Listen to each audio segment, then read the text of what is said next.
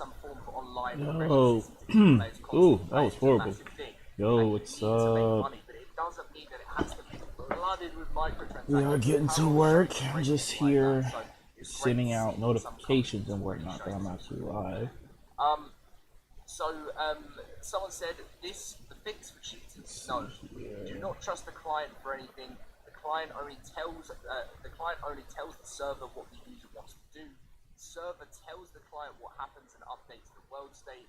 The game code also runs the client, but the server Boom, ignores boom, that. The boom. code on the client is to show what it predicts the server will decide. I have no idea well, I do understand like parts of this, what this means, but still at the same time.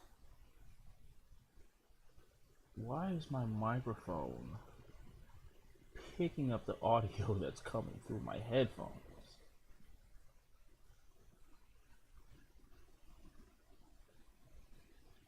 I'm definitely going to my home, but I guess this is someone trying to give how the idea of how to stop the fixing in the game, and there have been claims that some of the projects there is no such fact. That is so weird. There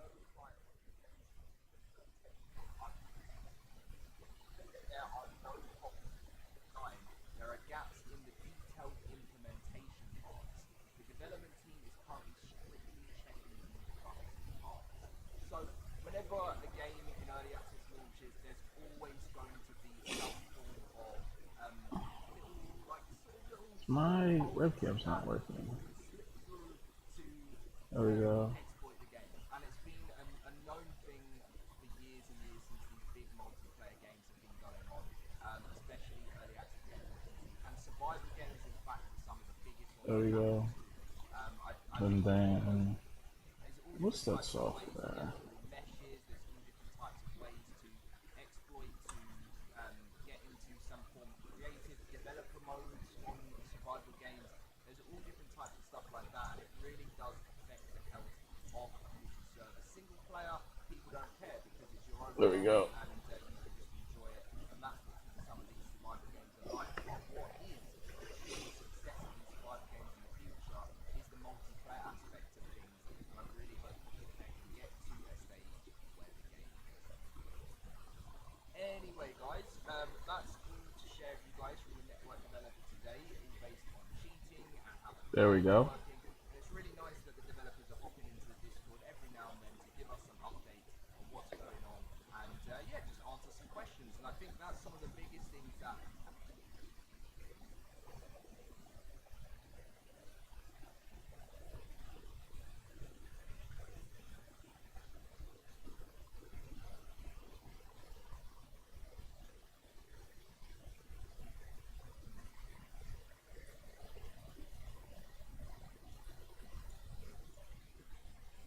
Apartment is usually either next to the entrance or next to the membership desk on the way to the exit. If it's the latter, the entire area is pandemonium, from people trying to exit, return things, get membership, and order optical lenses. My local Costco is the latter. I'm standing there with my ticket waiting to be called. My ticket is like 54, and they're on number 48, and there are only like 3 guys, so this is taking a while. I notice a woman in the area who's holding a fussy toddler, which is, I suppose, just on the verge of being able to talk, looking for the first available employee. It just so happens that one of the optical guys was done with a customer, so the woman goes up to him and they have an exchange like this. Excuse me, Ma'am, you need to take a ticket and wait. But I just... Ma'am, take a ticket. There were other people in front of you. Yeah, but I just wanted to... Ma'am, take a ticket. That's the last time I'm gonna tell you. You can wait in line like everyone else.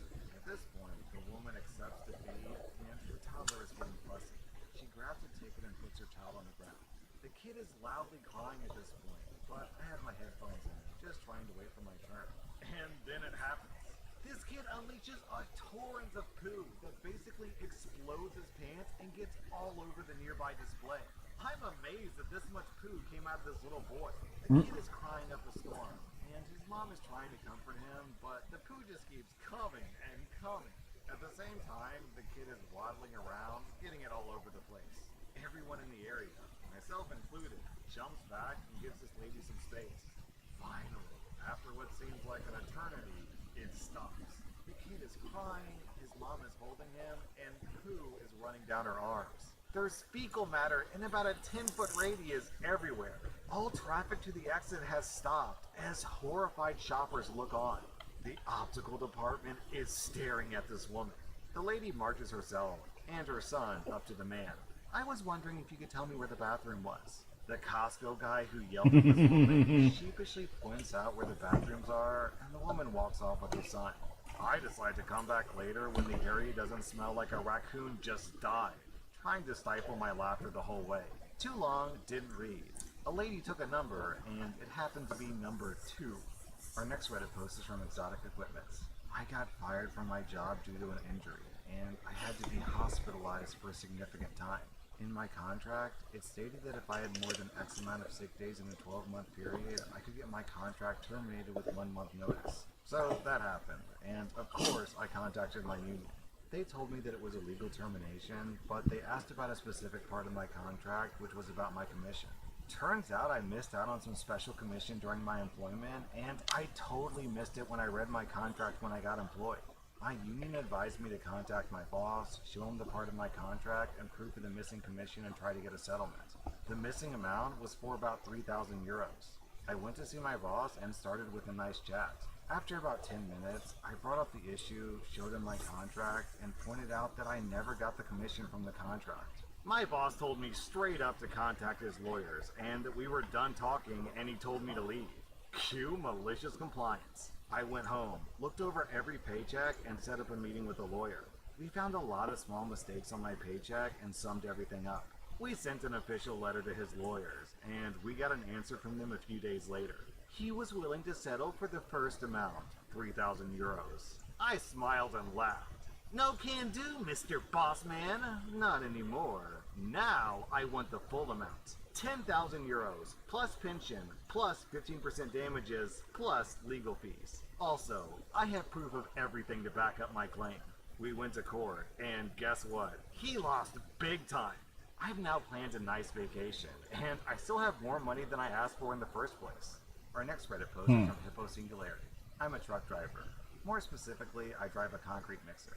This means a large part of my job is dealing with people who know nothing about concrete, nothing about my equipment, but still think they know better than me, since I'm obviously just a bad-smelling, gap-toothed hillbilly who didn't graduate high school.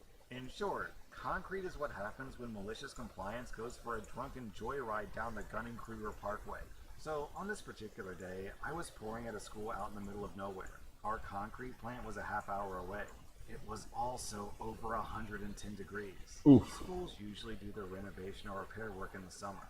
The order indicated that they were going to use a concrete pump, and the manager, Bob, told me to throw in some fiber. There's a few different types of fiber we use. However, the only one that works with the trailer pump consists of small squares woven out of a cotton-like material that come apart in the mix. I throw it in the mixture. So we get to the job site and start pumping. Everything's going well for the first couple of yards. Then, the pump reducer, which is a pipe running across the front of the pump, snaps, swings out, and slams into my foot. I wasn't hurt, but it turns out the reason why this happened is because the guy running the pump knew that he shouldn't have done something, but did it anyways. Now I'm pissed. These pumps operate at massive pressures, and I've seen them blow out concrete hard enough to knock a man over 20 feet away. If I hadn't been wearing steel-toed shoes, I might very well have broken something. Eventually, the customer comes over to see what the problem is. He looks down at the pile of concrete dripping out of the broken pipe, prods it with his foot, and asks, "Where's the fiber we ordered?" I explained that the mixture we use can't be seen after it mixes with the concrete, but I assure him that I added it personally. He then starts yelling at me, saying that he didn't order Buckeye fiber, he ordered plastic fiber. He pulls out his paperwork, and sure enough, that's what he ordered. I admit that this was a mistake, but I also tell him that the fibers he ordered won't work with the pump that he's using. The inspector tries to explain that these fibers are just as good, or maybe even better than what he ordered, and he's willing to sign off on the change. The customer isn't hearing any of it. We finish the load, and the customer orders another 10 yards. I call it in, adding the bit about the broken pipe, and that the customer was upset that the first load had Buckeye instead of plastic fiber. My coworker that I'm talking to can hear the customer swearing at me over the radio. Now, this coworker that I'm talking to, Bob, tends to be very protective of his drivers. He's also more than willing to let customers hang themselves with their own lack of knowledge. I once watched him let a customer waste $1,400 on liquid stupid. Now, Bob could have loaded another truck right there and then and shipped it out. Instead, he noted that only one truck was scheduled for this job, and he waited for me to drive the half hour back to the plant. Then, he prepared the load of concrete with plastic fibers and brought the ticket down personally. As he handed me the ticket, he said, "Don't forget, they ordered at a 4-inch slump." Now, concrete slump is a measure of how wet it is. It's measured by packing the concrete into a 12-inch tall cone, setting it on the ground, pulling the cone off, and checking how far the pile of concrete dropped, slumped. 4 inches is something of a default order, but the only things you pour that dry are footings and curves, and you definitely don't put concrete that dry into a trailer pump. So I load up and drive back to the job. By now, the customer's been sitting out there for over an hour in 110-degree heat. The pumper is panicking because the concrete is setting inside the pump. As soon as the concrete reaches the back of the drum, the pumper tells me to stop and add a bunch of water. The inspector authorizes 10 gallons. It's still drier than the pumper wants, but the inspector won't allow more. Then the concrete hits the pump's grate. Everything is fine for a couple of seconds. Then it just starts piling up without going through.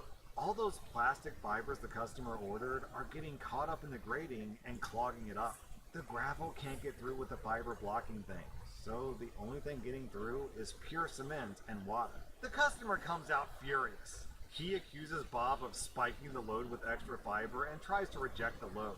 I point out that we warned him the load wouldn't be pumpable, and besides that, by having me add water to the load, they've already purchased it. So at this point, we have to pump for a few seconds, clean the grate, and then pump for a few more. The job took about 3 hours, which translated to about $300 of standby charges. Most of the fiber and quite a bit of gravel never left the pump. The inspector took samples of the concrete, and a month later, when those extra samples failed their 28-day test, the school had to tear out that sidewalk and redo the whole thing. This time, they ordered it with Buckeye fibers. Man, Opie, I learned more about concrete than I ever thought I would ever need to know, and it sounds like your customer learned a lesson too. Our next Reddit post is from Raj Already Taken.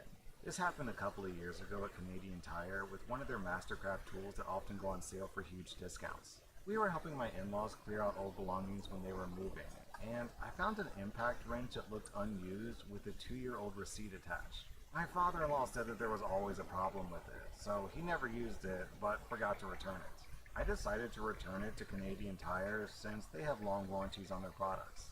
The customer service rep looked at the receipt for $60 on a sale from $200 and said, "You can't return this item with this receipt. Too much time has passed and the receipt is useless." I tried explaining that there were real issues with it, but she didn't believe me. I googled the issues right there, and the item came up as a recall item for the exact reason I stated. I showed it to her, and she begrudgingly agreed that I could return it as a recall. She asked for the receipt back so that she could refund me, and I said, "No, too much time has passed and the receipt is useless." She then glared at me and processed a cash refund for $225, including taxes. Down in the comments, we have this stupid story from Strict. I bought a socket set that was on sale. 2 weeks later, it goes on sale for $20 less. I went in with my receipt and I asked for a price adjustment and was told that I would need to bring in the product. For $20, I'll stop by on my way home, but I'm not going to make multiple trips. So my solution was to buy a new one at the lower price, then walk to returns and hand them the same product with my old receipt for a refund. What an excellent waste of my time. Our next Reddit post is from Pillar Girl. A few days ago, I was driving home from going clothes shopping for my new job that I was starting in a week, when my car literally caught on fire with me and my 4-year-old son in it. I had just bought $200 worth of clothes, and my laundry was in the car from the laundromat. I had already given notice to my boss that I was quitting the next day. I called in to tell her what happened and that I wouldn't be in due to smoke inhalation issues and that I had to go get a new car. That day was supposed to be my last day. She decides to tell me that I need to return my 3 work shirts and both lab coats, or I would have the cost garnished from my last check. I told her they were a pile of ash at the salvage yard. She tells me that I have to bring them in. Okay, will do. Tuesday, Tuesday, I walked in with a picture of my laundry basket melted in my car and a Ziploc bag filled with ashes and mud. I recorded myself giving them to her and telling her again what happened. I got a side eye and a WTF? I walked out with a smirk. Down in the comments, we have this story from Zombie Girl Me. Once upon a time, a lady crashed her car into my mom's front yard. The car was on fire, the lady was stuck, and thick black clouds of smoke were billowing upwards. We had no idea if the car would blow up or not, but the lady wasn't moving. My family stood around just watching, and I finally decided to go for it, open the back up, and drag the lady out. Meanwhile, my mom was on the phone with 911. They got there about 10 minutes later. I was 8 months pregnant at the time, and I coughed up so much black mucus. I never got taken to the hospital or anything, but I had to go to work that day, so I went. Because of the accident and because we had to wait for emergency services, I was late to work. I called them to let them know I was coming in late, but they didn't care. I was written up for being late, put on notice, and I lost my bonus that month. But then they had a party to congratulate me for saving the lady? Like, WTF? Wow. Okay, man, that story was full of plot twists. When Opie was describing this, I was not imagining an 8 months pregnant lady rushing to the rescue, and the twist ending, did not see that one coming. Our next Reddit post is from Green Egg Page. This story comes from my favorite teacher in high school, Charlie, from back in the 80s. He was a chemistry teacher, a mild, short man, but devious. If you tried to take a nap during his class, he would just keep talking, walk over to the ammonia bottle, wet a rag, and drop it beside your head, all while acting like nothing was going on. Charlie, for quite some time, would let students have fun on the last day before Christmas break, until the principal told him that he had to teach the kids something. So he complied. He set up an experiment for that day. The ingredients included sucrose, glucose, protein pellets, and 4-hydroxy-3-methoxy-benzaldehyde. As the students happily perform their experiment, the principal sticks his head in the door to ensure that Charlie is actually having them do something productive, and he's happily surprised. Charlie fills the principal in on the experiment using big scientific words. As the principal is about to leave, he remarks, "Why does it smell like peanut brittle in here?" And every year after that, we made peanut brittle on the last day of class for the semester. That was r/malicious compliance, and if you like this content, check out my podcast where I publish the exact same episodes. Also, hit that subscribe button because I put out new Reddit videos every single day. Welcome to r/pro revenge, where OP makes a scumbag lose over $140,000 per year.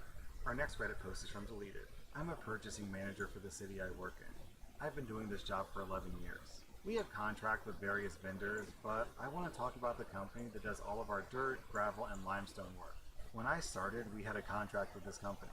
I spoke with the owner quite often, and he was a pleasant guy. It was a family-owned business that only had 4 employees, but they were always ready to help the city when we needed. Every year, the owner would drop by and sign the contract before the new year began. Well, the owner ends up passing away, and his son takes over the business. His son had worked for the company right out of high school, but ended up going to work somewhere else. He came back to take ownership when his dad died. I never met the guy, I didn't know him, but my wife went to high school with him. On his Facebook page, he has pictures of his huge home, 4 vehicles, 3 boats. Who the hell needs 3 boats? And every ATV and toy imaginable. Just out of curiosity, I checked all the invoices from prior years and saw that we paid this company anywhere from $80,000 to $200,000 per year. In the time that I was there, I figured that he must have had an average income of $140,000 per year. So we were in the middle of our contract when the owner died. I had some property that I wanted to put some mobile homes on, so I would need some dirt hauled to my property. I decided to use the same company the city uses. My wife called the new owner and set everything up for Monday for him to haul the dirt and form up the dirt into a pad. It would cost about $3,000. The mobile home was going to be delivered the next day.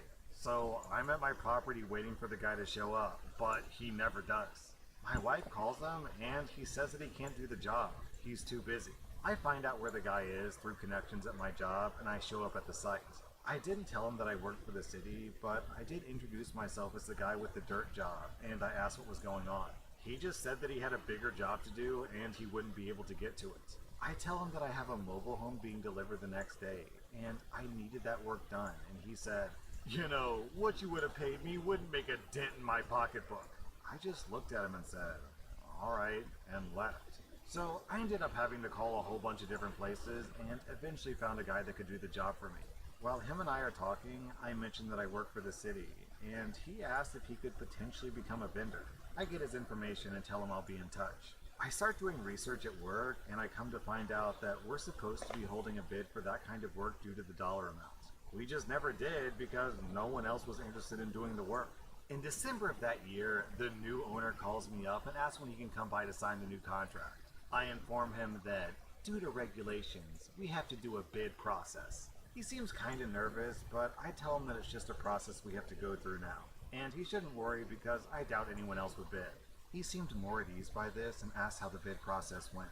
I told him that I would send him the information and he would need to fill out the bid sheet and come by and drop it off in a sealed envelope by a certain date. I call the other guy who helped me out and I tell him about the bid process. I also told him about the company we currently deal with and the prices they're currently charging us. To be clear, this is public information, so I didn't do anything wrong. And I let the guy know he would have to bid under that amount. The day before the bidding, the new owner of that company comes by and asks for the purchasing manager, me.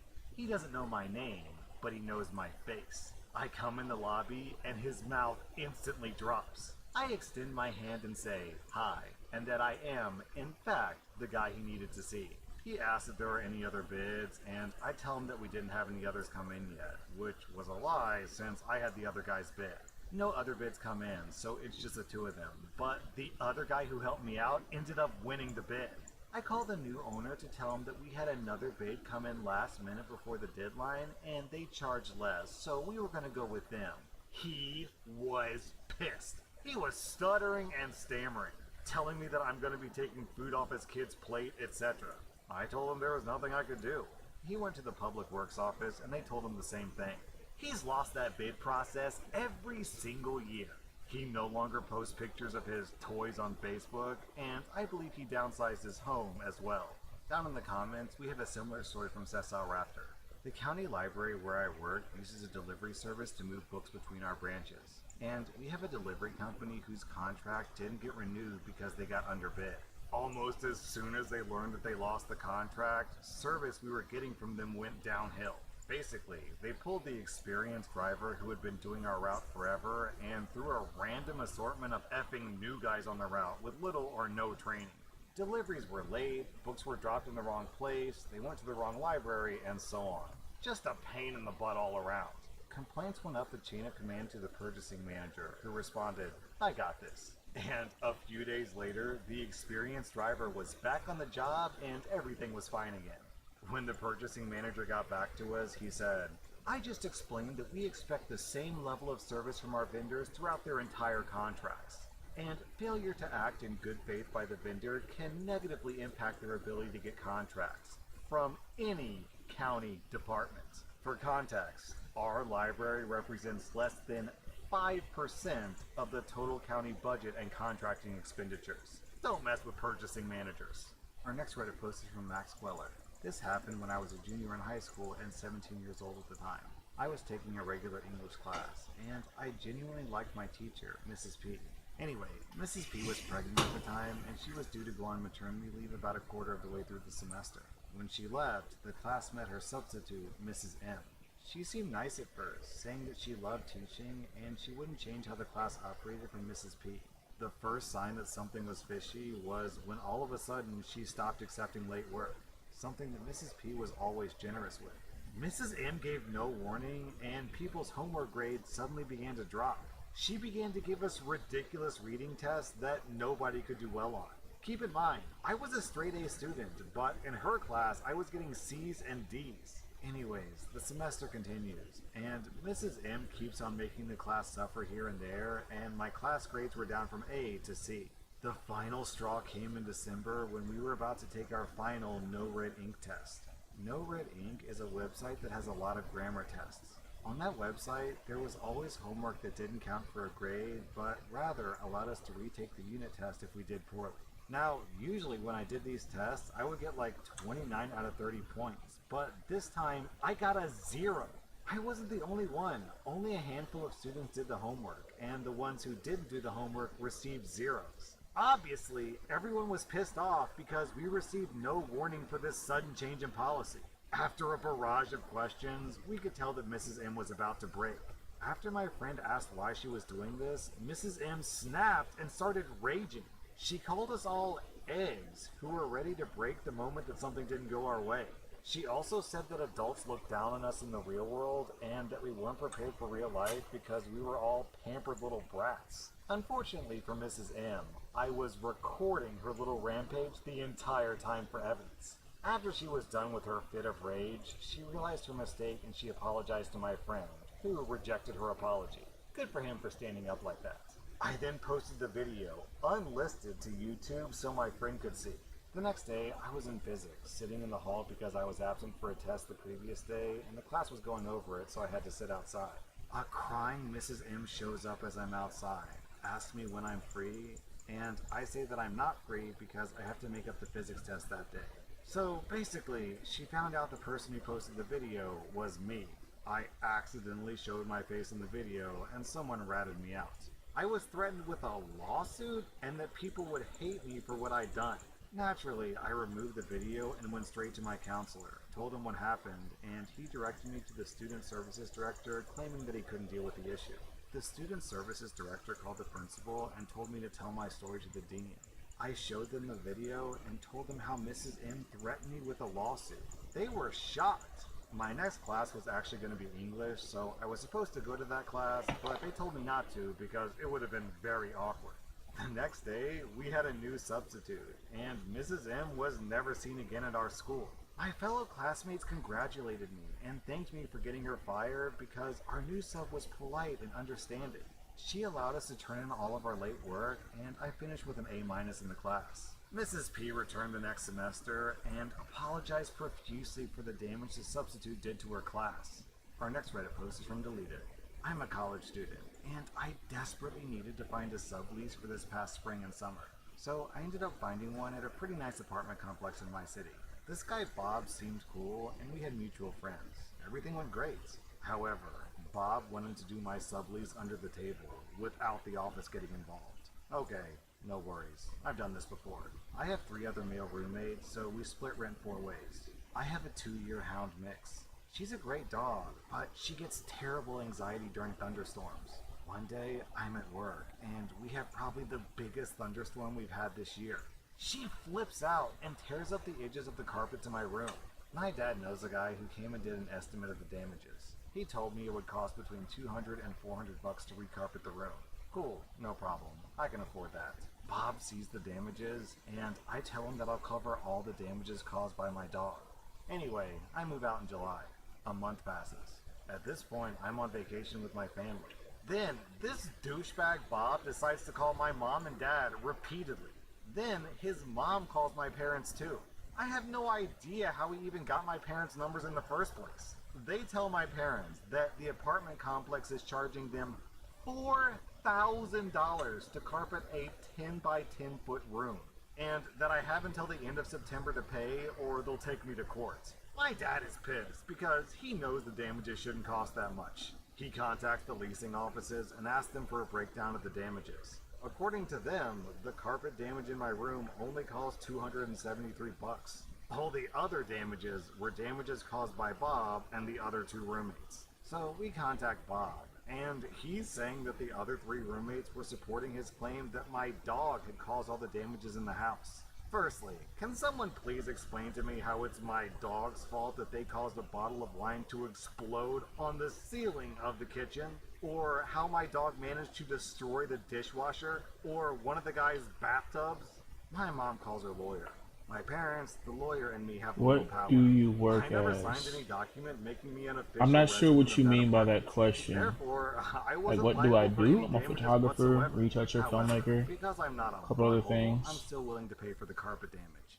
We contact Bob, and he refuses my offer of the $273. His mom says that she wants me to pay for everything, but no, I'm not going to. Because I am petty though, I contacted the leasing office. I gave them all the documentation of me living there. And now, the office is not only charging Bob and the other roommates the $4,000, but they're also suing for breach of contract because he had an illegal tenant. Should have just taken the $273, dude. Yo, what I'm wondering is, how do you even do $4,000 worth of damage to an apartment unless you're intentionally messing it up? Were your roommates just walking around with sledgehammers and chainsaws just bashing everything they see because they feel like it? Our next Reddit post is from Only Slightly Evil. I decided to move from Texas to the Midwest in April to be closer to my father, who had prostate cancer. The previous October, I came up to visit and go apartment hunting, and I found a complex that I liked at a decent location. They wouldn't let me reserve an apartment 6 months in advance, so I had to wait 4 months before filling out an application, providing proof of income, etc. Also, choosing an apartment from 1,100 miles away, sight unseen, is no easy task. Lots of phone calls, lots of faxing, and lots of trying to decipher floor plans. But I decided on a 2-bed, 2-bath, 1,100 square foot unit for $900, which seemed like an unusually good price. So April finally arrives, and I arrive at the leasing office with my U-Haul packed to the brim. I go in to get my keys, and among other things, the woman explains the washer-dryer situation to me. She says there's a laundry room on every floor, each with 2 washers and dryers. The machines don't take coins, they take tokens, which are wafer-thin, shield-shaped plastic tokens. Each wash and dry cycle costs 1 token, and tokens cost $1 each. They were only sold in packs of 10, and they had to be purchased from the leasing office during business hours, and the only payment accepted was check. What if I don't want 10?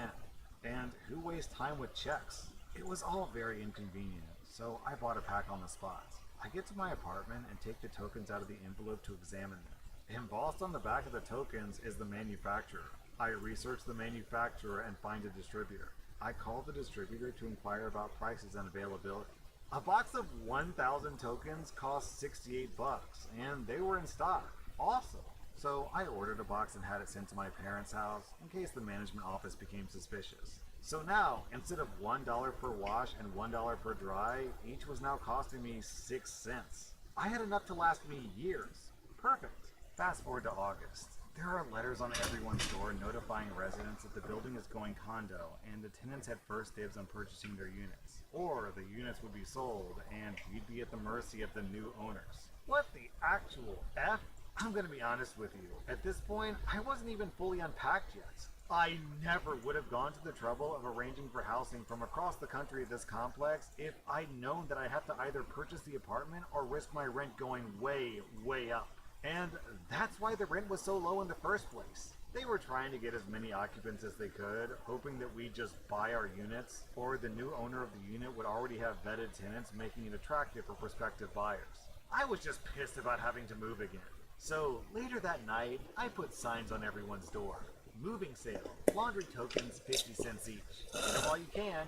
My phone started ringing at 7 a.m. I made over $300 that day. I immediately ordered a few more boxes. Then I put signs up in every building on the property the following week. My phone started blowing up even earlier that time. I moved out at the end of my lease, but the orders kept coming in.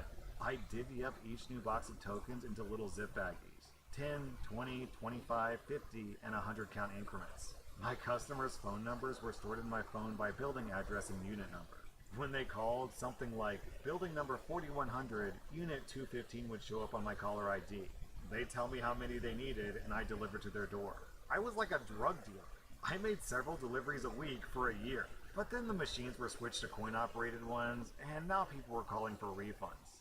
The management office was refunding residents full price for their unused tokens. So I instructed my customers to discard the little baggie they came in, take them back to the office, and they'd be given a full $1 for each one, netting them a profit of 50 cents each. In the end, I made about $3,000, which means I built the complex out of $6,000. I have no idea if the sharp decline in token sales was the impetus behind the switch. So, OP, would you say this is money laundering? That was r/pro revenge, and if you like this content, check out my podcast where I publish the exact same episodes. Also, hit that subscribe button because I put out new Reddit videos every single day. Welcome to r/pro revenge, where we have story after story of cheaters getting absolutely destroyed. Our next Reddit post is from Coulda Shoulda Woulda. This story takes place before smartphones were everywhere. I had a friend, Bob, who was suspicious of his wife's social circle. One of his wife's closest friends had been caught cheating, and she tried to throw his wife under the bus as well. Bob had no proof of an affair, so things settled down for a while. Now, Bob was an IT professional and very, very good with PCs and networks. Nearly a year later, Bob's wife was acting shady again after her high school reunion. He confided his concern with me, and we talked through some scenarios. He jokingly mentioned getting a keylogger. He finally asked me to just drop it and to not tell anyone, not even my wife. A couple of months passed by, and I'm up early, like 5:30 to 6 a.m., getting ready for work. I get a Facebook Messenger notification, and I see that I've been sent a link from Bob, but it's a group chat. It's literally everyone we know. Her family, his family, our friends, strangers, everyone. I didn't open it because it kind of looked like a phishing link. A short while later, I get an email from Bob with some ominous and unsavory comments along with the same link. It's a group email with all the same recipients. At this point, I knew the link was legitimate, so I opened it. The link was to a hastily made website containing pictures and videos of his wife with another man. This wasn't hidden camera footage. It was screenshots including video screen captures. That looks good. Weeks worth of screenshots. That looks really good. He had captioned each image and video with snarky comments and colorful names for his wife and her lover. It was an embarrassing amount of evidence. Videos of them going at it, chat logs about how they can't wait to passionately hug again, solo videos they made of each other and sent to each other, tons of pictures. And the straw that broke the camel's back, trash talking her husband to her lover. She was making comments about how much bigger and better the new guy was. The wife's efforts to stroke her lover's ego were especially hurtful. I dropped what I was doing and called up Bob. He was drunk and combative because he had been up all night making the website and drowning in liquor. He had not one good word to say about women in general. He was extremely emotional, but after some work, I convinced him to take the website down before it did irreparable damage to his marriage, their careers, and his children. As Bob is sobbing and logging in to remove the website, I hear loud yelling as his wife bursts into the room. A screaming match ensues, and there's nothing I can do to pull him back now. Apparently, the wife's mother or sister saw the page and then blew up her phone until she woke up and answered. She saw the website and went on the offensive. The phone call dropped after 30 seconds of her screaming while Bob is calling her a whore, and I can't contact him again. The website was still up for the rest of the day, and Bob was kind enough to put a view counter on it. Hundreds of people had watched his wife with another man. Bob had really done his homework. He installed a keylogger that recorded the whole screen. Whenever Bob was out of the house, his wife would log into the PC or Facebook and play with her boyfriend. Bob had found her lover, his family, his wife's family, his job, etc. All those people were sent the link to the website as well. I don't know what became of the other man in his marriage, but I do know what happened to Bob's life. His wife was desperate to make amends. She tried to offer everything. In the end, it was her comments about her lover and his prowess that were her undoing. Bob tried to take her back, even after all his friends and family had seen her naked and cheating. But he just couldn't get over the comments about his manhood. Bob eventually left her, gained about 100 pounds, and then finally moved as far away as possible and became a horrible human being. I have no idea what he's doing now, because he went scorched earth with most friends in his family. His wife is now gross and has a face shaped like a bowling ball. Lion forms at the rear. Oh man. This reminds me of that phrase, when you set out for revenge, dig 2 graves. Or, in this case, dig 3 graves. One for his wife, one for the other man, and one for him as well. Our next Reddit post is from Lone Ranger. I moved in with my mom after her marriage of 25 years with my biological dad ended. He was a manipulative butthole, but that's another story. Shortly after the divorce, my mom introduced me to her boyfriend at the time, Chris. Now, my mom worked as a correctionals officer at a county jail. The boyfriend was a former inmate, in for driving under the influence. That should have been the first red flag. But my mom was grieving a long marriage, and I didn't want to push the subject. Chris seemed to make her happy, and that was enough for me. Me, my brother, and my sister all moved in with my mom and Chris, and we seemed to get along okay. For clarity, me and my siblings are older. I'm a 24-year-old male, my brother is 23, and my sister is 30. Chris and I bonded over our love of video games, and everything seemed well, until 2017. Due to Chris's DUI, he had to go in regularly for probationary checkups at the courthouse. One day, he didn't return, and we got a little worried. We then received a phone call from him from another state. Turns out, when he arrived at the courthouse that day, he was jumped by the FBI. His family members from Texas were implicated in a number of gang and drug-related crimes. And due to a situation where he was in a vehicle during a drug handoff, he was on the hook as well. He ended up agreeing to testify against his family members in exchange for a shorter sentence, and allowed to be out of prison before the trial. My mom was distraught, and over the course of many phone calls over a year, they worked out their marriage plans when he returned. His employer at the Dairy Queen allowed him to come back to his role as store manager as well. Soon after that, the drinking started.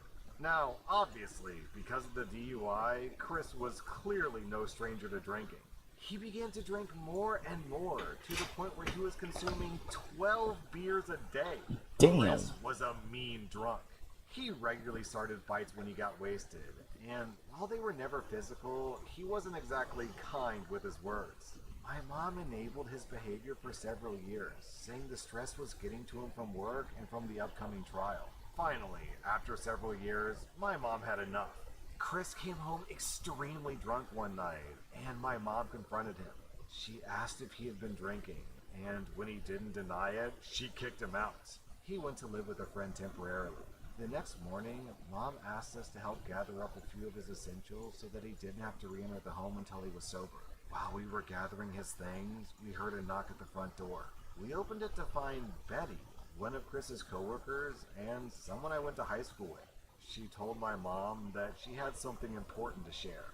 After sitting my mom down and telling her not to share where she learned this info, Betty told my mom that Chris was cheating on my mom with this other woman named Darla, that he regularly passionately hugged Darla in and around his workplace. Betty told my mom that she had caught them in the act, and Chris told her that if she ever told my mom, he'd fire her because he was the store manager. And last but not least, Darla was pregnant. My mom was angry. After the initial shock wore off, she told us to round up all of Chris's things and to dump them outside.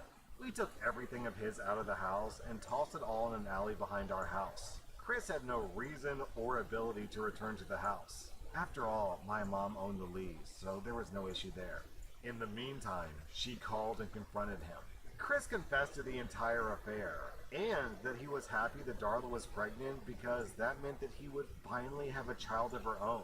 He refused to apologize for any of his actions. My mom arranged for Chris to collect his items from the alley with an officer present, and he left our lives. Now, the revenge. My mom clearly wanted to wash her hands of him and move on. She was obviously quite emotional from the whole ordeal and wanted nothing more from him. But me, my sister, and my brother had other ideas. First, we called his workplace. Dairy Queen operates as an independently owned franchise, and the owner of this branch owns several branches in the area. He was also a good friend of ours. We informed him of the sexual acts being performed on his premises, and he went ahead and fired Chris and barred him from any of the branches in the area. And funnily enough, Betty, who told my mom about the cheating, got his position after he got fired. So now, Chris no longer had a job or a place to live, so he went to live with Darla in a town about an hour away. We found out that he started working in a Dairy Queen at that town, so we told the owner of that location about the situation as well. That process took significantly longer, but eventually he got fired there too. Soon after that, Chris began driving around our neighborhood, seemingly stalking my mom and her family, probably because of his Yo, job. Now, Ghosty, due to my the whole boy, situation what's in Texas, up? he never had his probation lifted for his DUI, and thus he still didn't have a license. He never had to drive when he lived Hey, with us you got since the he Goku was avatar. I see you. but here he was, clearly I driving was himself hoping that around would when he work. shouldn't be. We contacted the cops and told them about Darla's vehicle in our neighborhood and that we believed Chris was driving it without a license. We told the cops to pull over the vehicle the next time they see it because it would likely be Chris driving again. Sure enough, a few weeks later, we were told that Chris was indeed pulled over, and he was sent back to the local jail for driving without a license, and while intoxicated. The police also did a search of the home that he was staying at and found several guns on the premises. Since he was a felon, he wasn't legally allowed to have weaponry on the premises, meaning that was even more jail time tacked on. By the time his jail time was finished, it was just in time for him to be sent back to incarceration in Texas for the trial. Chris's son was born while Chris was in prison. Darla evidently realized what an absolute douchebag Chris was and cut ties with him while he was in prison. During his prison time, Chris started sending tons of letters to my mom, saying how sorry he was, pleading for him to take him back, and ranting about how this wasn't his fault. Mom burnt every single letter and Where everybody else at? You on here solo Chris today? got out of prison some years ago and now lives in Kansas, struggling and fighting child support, which Darla sued him for. Mom now has a new boyfriend who treats her right and cares a lot more than Chris ever did. My brother and sister moved on and moved out, but I still live with my mom, assisting her with the newly purchased home that we've all been renovating. Our lives are finally starting to look okay. So, considering that this guy was such a douchebag who was drunk all the time and passionately hugging at work, I'm guessing that he probably wasn't the nicest boss to work for. So, in addition to you getting pro revenge OP, I'm guessing Betty, who was pissed off at her boss, also got pro revenge. Because Betty ruined his relationship, got him fired, and got a sweet promotion out of it. Our next Reddit post is from Adorable Work. I'm a woman in my 30s with a reasonably good corporate job in a field with lots of room for growth, and I'm recently back in the dating scene after about a decade. The type of girl I am is people would say that I'd be a 10 if I lost 30 pounds. I have a beautiful face, but I'm a bit chubby. I never have issues getting a date. I'm not well off, but I'm stable and have a bit of spending money. I live in a large multicultural city, and my ex was an immigrant, so I'm open to dating people of any origin. A few weeks ago, I met a very charming man from a Latin American country only a couple of years younger than me. He seemed very sweet, cuddly, intelligent, family-oriented, emotionally available, educated, and in a good profession back home in his country, and he had a lot in common with me. Chemistry seemed amazing, both inside and outside the bedroom. He was honest that he was in my country on a tourist visa, but hoping to stay.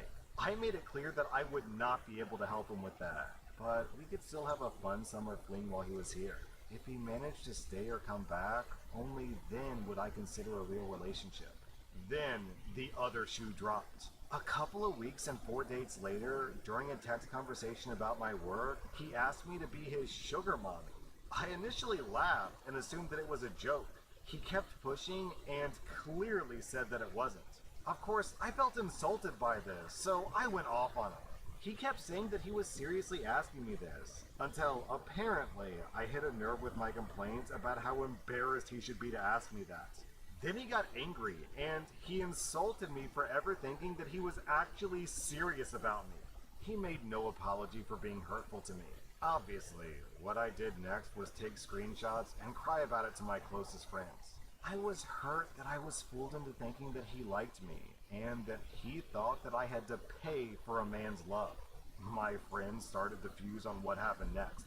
One of my friends started snooping more into his online presence. Together, we found about 6 different Instagram accounts that were him using different variations of his name and different photos of himself, all uploaded in batches. On Facebook, we found a similar pattern. It was all very scammy and suspicious looking. On one of his profiles, he had been stupid enough to follow and tag the employer that he was currently working for illegally on his tourist visa in my country. So then, I contacted another close friend in local law enforcement who works with immigration. She looked up his file, and it turns out that he had a wife and daughter at home. After that, I released the hounds. My friends who helped me investigate online made several group chats on multiple platforms with all of his family and friends. My friends released all the screenshots of our romance, as well as a rant about how shameful it was. They started blocking my friends, but we just added more people. I found his sister's phone number, so I started texting her as well. Every single person in this guy's life, including his wife, knows that he's been unfaithful and trying to take advantage of women. About 30 minutes later, I started getting rude messages about how I should be smart enough to know that he was joking and he doesn't need to sell himself. So next step, I went to make a report with immigration with all the info we found. His work info, his employer name, his address, his home address, his full name, date of birth, photos, screenshots admitting that he was working, everything. Usually, these reports take months to be reviewed, if at all, but I gave the file number to my law enforcement friends. 2 days later, law enforcement officers visited my ex at his home. They found him with a phone number that was issued to a local resident. All of his roommates also had numbers issued to the same person, which was a direct link to the employer. My ex received a warning for trying to scam me, a no contact order, and a flag on his immigration file that, based on his country of origin, will likely mean that he can never return, as well as a strict warning to not ever work here without authorization.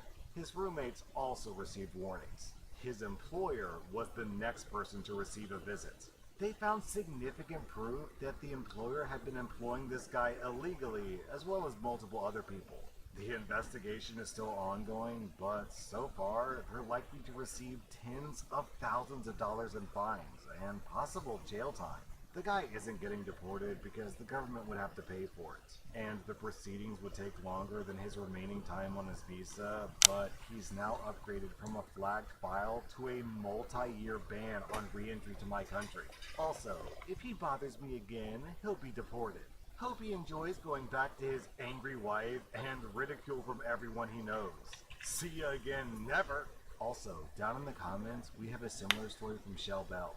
My best friend kept getting scammed by romance scammers, but unlike you, she's poor.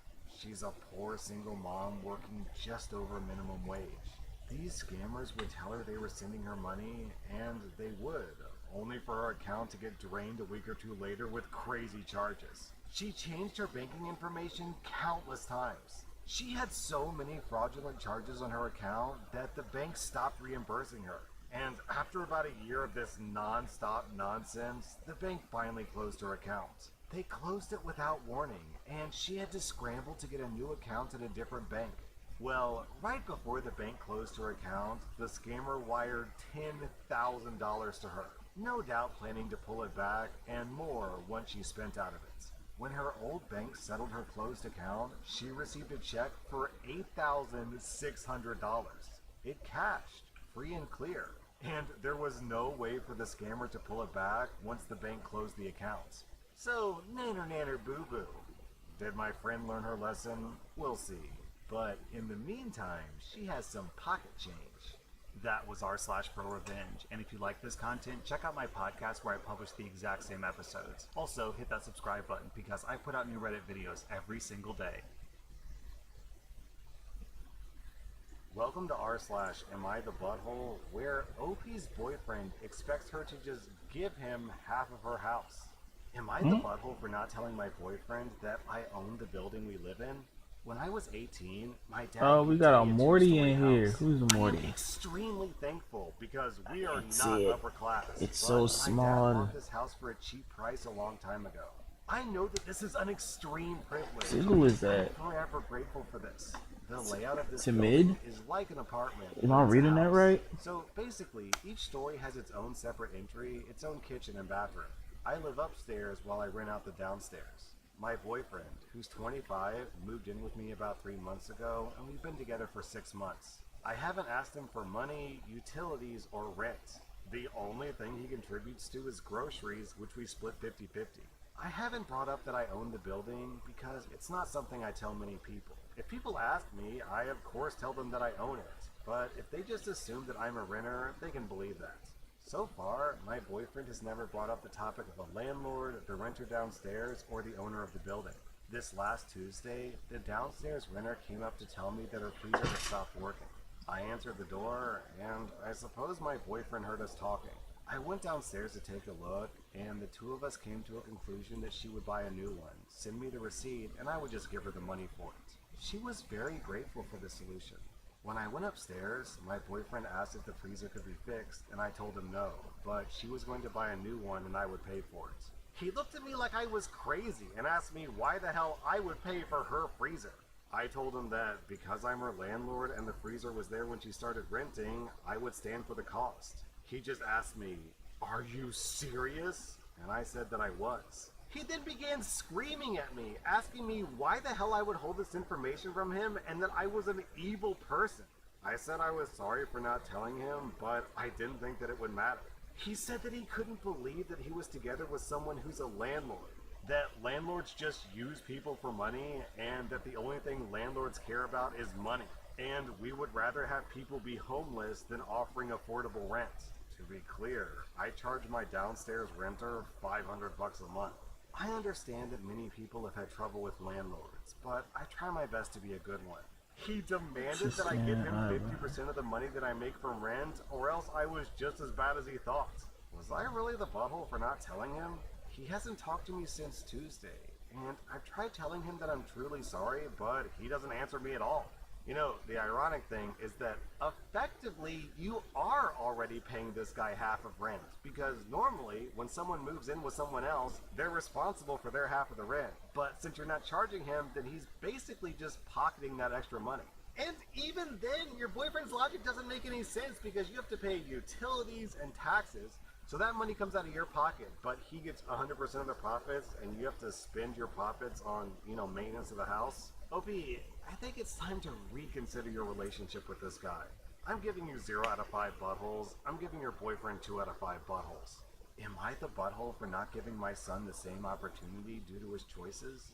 I'm a 56-year-old man and I have 4 kids together with my wife. We have 3 daughters ages 32, 30, and 24. We also have a son, Lucas, who's 26. Since the birth of each of our kids, me and my wife have put in monthly payments into a college fund for each of them. The amount in these funds was enough to cover all 4 of our kids' college educations. Our kids all chose different paths in life, whether it was their degree, place of education, or what type of school. They all went with something different. When our oldest, Chloe, graduated high school, she talked to us about how she was unsure about what she wanted to do with her life, and she had been thinking about taking a gap year. We talked to her and told her that it was her choice, that if this is what she wanted, then she should do it and not rush into education. So she took 2 years off and worked. During this time, she worked out an agreement with my wife and me and paid us $250 in rent each month to continue living with us. She still ate our food, and we cooked for her and still bought her necessities. The $250 she paid us each month were put into a savings account that we gave her access to when she and her now husband were beginning to talk about buying a house.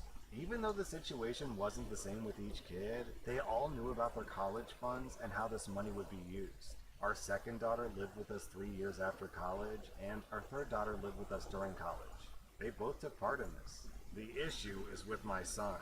He, like his oldest sister, wants to take a gap year. We encouraged him to do so, and he asked if he could stay with us. We told him yes, but we also told him about the rent situation. He was not happy with this, saying that he's our son, so we should want him to live with us for as long as he needs. We explained to him what the money would be used for, and he said that he didn't care. He was angry with us for a long time, and ended up staying with a friend of his. This all happened around 8 years ago. Now, we have a good relationship with both him and his wife, who are expecting their first kid. He recently brought up that each of his sisters got money to buy a house, and he showed me a picture of a house that he and his wife had been looking at. I agreed that the house looked nice, and he responded by asking when I could give him the money. I told him that he made a choice when he was 18 and that he wouldn't receive any money. He said that it was unfair that he was young and dumb and he shouldn't be punished for it. I told him that I didn't have that kind of money to just give him. He left the house after arguing a bit more, and my wife and his sisters are all on my side. However, his wife and my mom have said that I'm in the wrong, and I should want my grandbaby to have a place to live and shouldn't punish him for mistakes that he had as a young boy. Am I the butthole for not giving him the money? Yo, what is this kid talking about? You didn't give your other daughters money, you held it in the bank of dad while they lived with you, and then you gave it back to them at a later date. It wasn't your money you were giving them, it was their money. So essentially what your son is asking for here is just free money. If you gave him money, which, you know, is a fine for you to do, then it would be unfair for your other daughters who didn't get money from you. Your son was complaining that he shouldn't be punished because he was young and dumb, but if you ask me, now he's just old and dumb. OP, you get 0 out of 5 buttholes. I'm giving your son 1.5 out of 5 buttholes. Am I the butthole for not giving my son's mom makeup days after he fell out of a tree? My son Ashton is in the 4th grade, and I share custody of him with my ex. We have a schedule where we basically get him 1 week each. There have been times where she screwed me over by taking extra days without giving me the same time back. For example, she took him to visit her family in another state and came back 2 days later because of flight issues. She said that because that wasn't her fault, she refused to compensate me with extra days. Stuff like that. Ashton's school is connected to a park, and every Friday they play there. Well, he's 9 and does stupid things, and decided to see how far he could climb a tree. He got pretty high up, and then fell. He had to get emergency surgery on his leg, and got a bad concussion. He stayed at the hospital overnight, and then had another surgery on Saturday, and was released that day. My ex and I didn't discuss the custody issue. We were concerned with other matters. On Sunday, my ex said that she was going to pick Ashton up for the start of her week, and I reminded her that he can't be moved around like that. He's still loopy from the concussion and the medicine, and how is she supposed to get a kid with a broken leg into her 2-seat Porsche? Another issue is that he still can't wash himself, and there is no way that he's going to let his mom do that. Just me. I told her that she can visit, but she needs to prepare for him to stay. She was angry, but she knew that I had a point. And besides, doctor's orders. Long story short, my son stayed with me 6 days extra because my ex couldn't get the time off work, whereas I work from home. Our other son, who's 19, agreed to help take care of Ashton because for some things you need a guy to help. Ashton can now use crutches and recovered from his concussion, and he can go back to school on Monday. My ex said that she wanted to be compensated for the 6 days extra that she had Ashton by getting him 2 weeks instead of 1. I said nope. She said that was unfair. I reminded her of all those times when I lost days for things that weren't her fault, and she refused to compensate me. It's not my fault that Ashton fell out of a tree during my week, and that she couldn't take a week off work to care for him. I told her, I'm not going to be flexible with you when you're not going to be flexible with me. Alright, this story feels like an everyone sucks here situation, because what's really interesting here is throughout this entire post, no one seemed to mention or be concerned about what your kid wants to do. Does your kid want to spend extra time with his mom? Does he want to spend extra time with his dad? Does he want the time to be compensated? Because it seems like you and your ex-wife are just using your kid as a pawn to get back at each other. I can understand your frustration, OP, because it kind of feels like your ex-wife started it by stealing time from you, and so you're like, okay, well, if you steal time, I'm going to steal time too. But it's not about you, man. It's not about what your ex-wife wants. It's not about what you want. It's about what's best for your kid. And if your poor kid is recovering from a surgery, can you two please just stop bickering and focus on him? I'm giving you and your ex-wife both 2 out of 5 buttholes.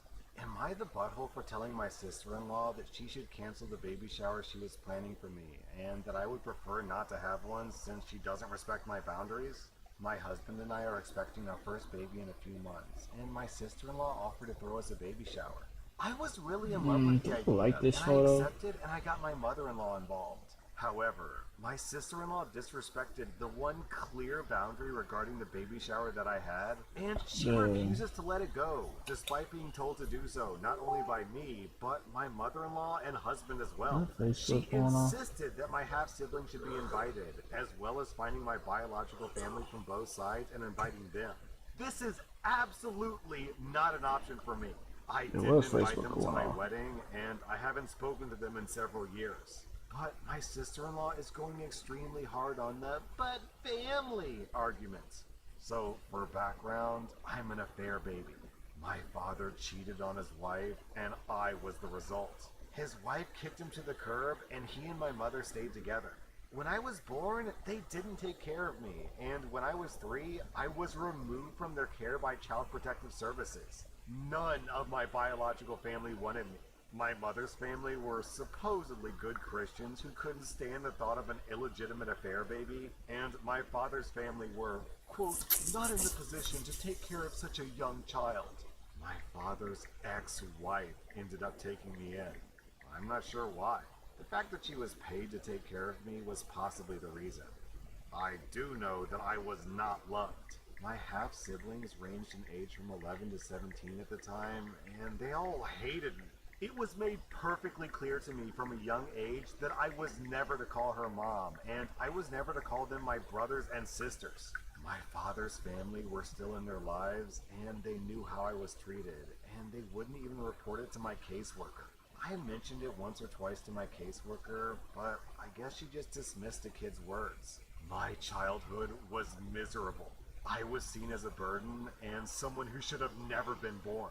My half-siblings continued visiting their mom as adults, and they all just made it clear that they couldn't stand me and they were disgusted by my presence. I just left when I turned 16, and nobody ever reported me missing or came looking for me. My sister-in-law knows my background, and she knows that I would never want them in my life again. You But all she really want to do continues this push, picture. and I spoke to my mother-in-law, and she tried This picture to isn't take over, speaking but to my me. sister-in-law insisted that she had offered first. It's a When my good sister-in-law shot, brought though, it up but again, it's I just told her not. to just cancel the shower. And I would rather just have no shower than one thrown by her when Is she this can't one that respect they my picked? boundaries. My mother-in-law stepped in, and she's now hosting the party. But my sister-in-law is I now could always pissed keep it because she spent a while good planning and had last. paid for some stuff already. My mother-in-law said that she'd give the money back to my I don't sister-in-law, know. but my sister-in-law said that I Just was in the not wrong, really and I should appreciate her for wanting to give grabbing back my to your attention. family. I told her that I had no family until I Maybe met if him, she and was she like needs her to eyes were accept cut that at my the blood relatives lens, don't want me and don't want them. I know she keeps I telling think my that husband would how do it. wrong Because I it's like was it's and he almost keeps there, but it's not defending there me, yet. but I feel bad about the tension now. Am I the butthole? Opie, I think the boundary you set here is very reasonable. And even if it was an unreasonable boundary, it doesn't really matter because, hey, that's your boundary. If your sister-in-law can't respect your boundary, then hey, maybe she's not invited to the party either. Opie, you get 0 out of 5 buttholes. I'm giving your biological and adopted family 4 out of 5 buttholes. I'm giving your sister-in-law 2 out of 5 buttholes. I'm giving your biological and adopted family 4.5 out of 5 buttholes. Am I the butthole for telling my sister to stop saying that I have pretty privilege and it's her fault that she looks ugly? I have a 25-year-old sister, Tessa. I'm just gonna be blunt and say that I look better than she does. This is due to her not taking care of herself at all. When I was staying active, she was not. I spend my money to get skincare and keep my hair looking nice. She doesn't, and she doesn't dress nicely either. She's always in sweats, even when we go somewhere nice. Overall, I just look better than she does. She has the money to do all these things, she just doesn't. Now, every time I see her, she'll comment something about the way that I look. If I ever tell a story that turns out good for me, she'll tell me that it's because I'm pretty, and so on. I assume it's because she's jealous, and I've talked to her about it. Now, I recently passed my test to get a license for my job. I was telling the story at dinner, and she told me that I I passed still need to hit up because Aaron. I was pretty, which makes no sense. I had enough, and I told her to stop saying that I have pretty privilege, and it's her fault that she looks ugly, not mine. She left the table after calling me a grunt, and my family is split. Alright, Opie, your sister is unattractive, not necessarily because of the way she looks, but because she has an insufferable personality. Every single time you guys meet up, she has to make a dig at you, and you pass an intelligence-based test, and she says it's because you're pretty? Look, that's just stupid. Guys, you know what the square root of 25 is? It's 5. You know why I know that? Because I got rock hard abs. Because I'm just so handsome, and because of my good looks, I can do math. But it's so dumb, it doesn't make any sense. Opie, I'm giving you 0 out of 5 buttholes. I'm giving your stupid sister 1.5 out of 5 buttholes. That was r/Am I the Butthole. And if you like this content, check out my podcast where I publish the exact same episodes. Also, hit that subscribe button because I put out new Reddit videos every single day. Welcome to r/relationships, where OP's boyfriend basically says, you know what, I think I'm just gonna let my girlfriend die. Our next Reddit post is from Snoopets. I was at a bar with my boyfriend and his friends a while ago. We all had a great time, dancing on tables, singing, and drinking. I remember feeling totally fine one second, and the next, I got very unsteady and I lost connection with my body. I got confused and scared. That doesn't sound good. Then I just got so calm. It was all types of weird. I became unconscious, and according to my boyfriend, the few times I opened my eyes, they looked very scared. He was told to get a taxi and get me to the emergency room fast. He managed to get me into a taxi and we all left together. My boyfriend told me that during the drive, the driver told him that he would have to pay an extra $200 if I threw up. Then my boyfriend said, F no, stopped the driver and wanted to walk to the emergency room. I was still unconscious and he didn't know what was wrong with me. Luckily for him, the police was driving around and saw me laying on the ground. They asked him what was up and they drove us to the emergency room with blue lights on, and fast. The cops took it very seriously, and without them, my boyfriend would have been lucky to even get me to the emergency room. Turns out, I got drugged that night. It got worse after he forced me to walk with shaky legs from the emergency room the day after. The walk should have been 20 minutes, but it took 2 hours. He even started talking about the fact that he could have gotten drugged too, and that maybe he got a little bit drugged, even though he didn't feel weird at all that night. Then he started talking about him paying $40 for the taxi drive and how much money that was. Like he wanted me to pay him back or something. He constantly said that it was $40 and how awful that was. He looked up symptoms related to being drugged and found that long-term symptoms would mostly be trauma. The next weekend, I had to be with his friends again and some people that I didn't know. They talked about that night and even made a few jokes about me being drugged. They weren't too bad, but I felt awful. He also ignored me once when I said someone was following me.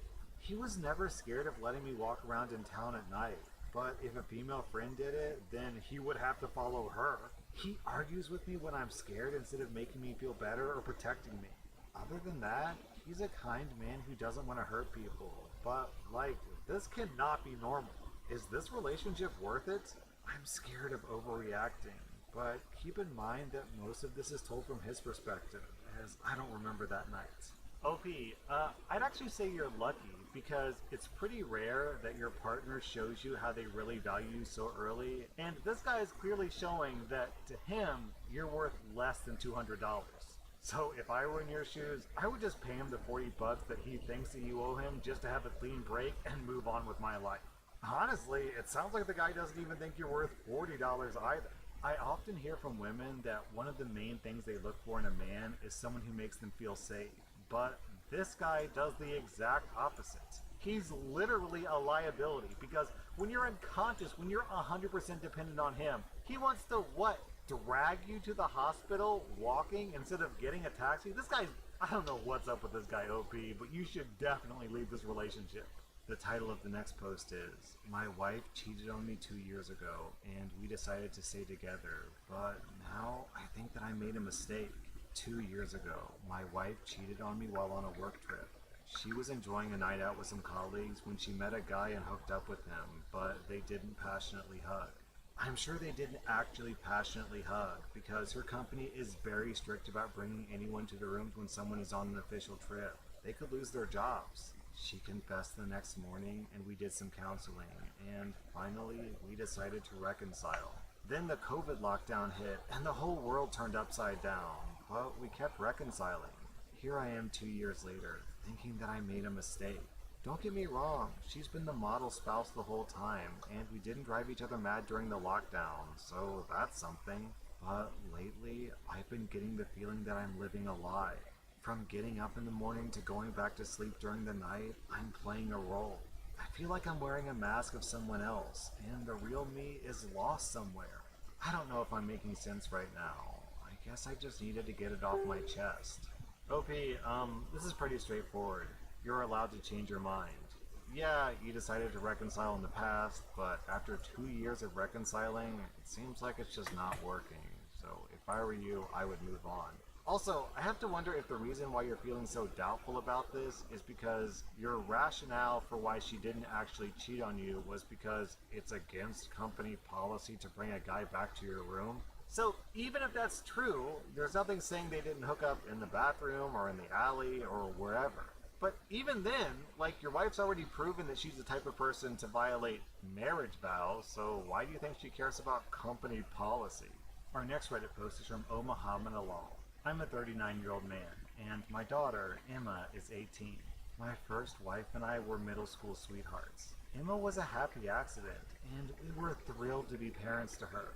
But my wife died while giving birth to her.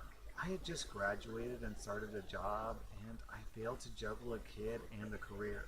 So I remarried in a year and a half to my second wife, Sam. She was also struggling to raise her kid, Tom, due to financial difficulties. It was a marriage of convenience, and we were very open about that.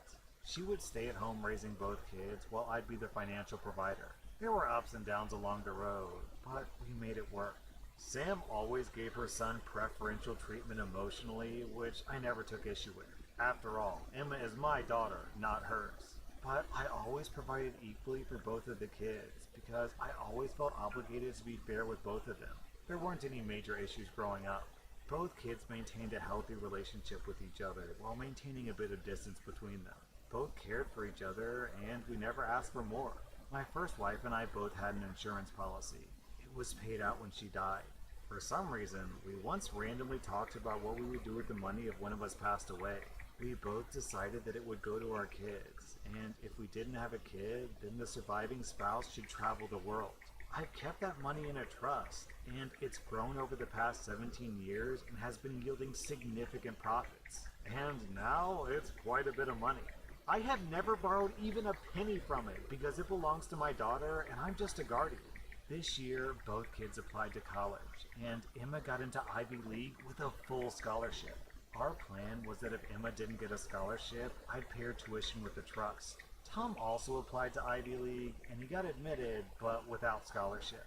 Tom and I both discussed our options, and I told him that while I can help him with living expenses while he pursues his studies, I can't afford the tuition without taking a massive hit. He was understanding and said that he'd take out a loan. It was settled, or at least I thought it was. One night, Sam asked me if I could pay for her son's tuition with the payout. She knows how much money I have. I was surprised for a second, but I said that I'd think about it. I delayed it because I wanted to ask Emma whether she wanted to help Tom out because I've always let her make decisions on her own, as I feel that it's an important part of parenting. I wanted to ask her alone without Sam's presence because Sam can be a bit pushy, and I wanted Emma to make a decision on her own without any pressure because she's the sweetest kid who would rather be hurt than hurt anyone else. I explained the whole thing to my daughter and asked what she wants to do.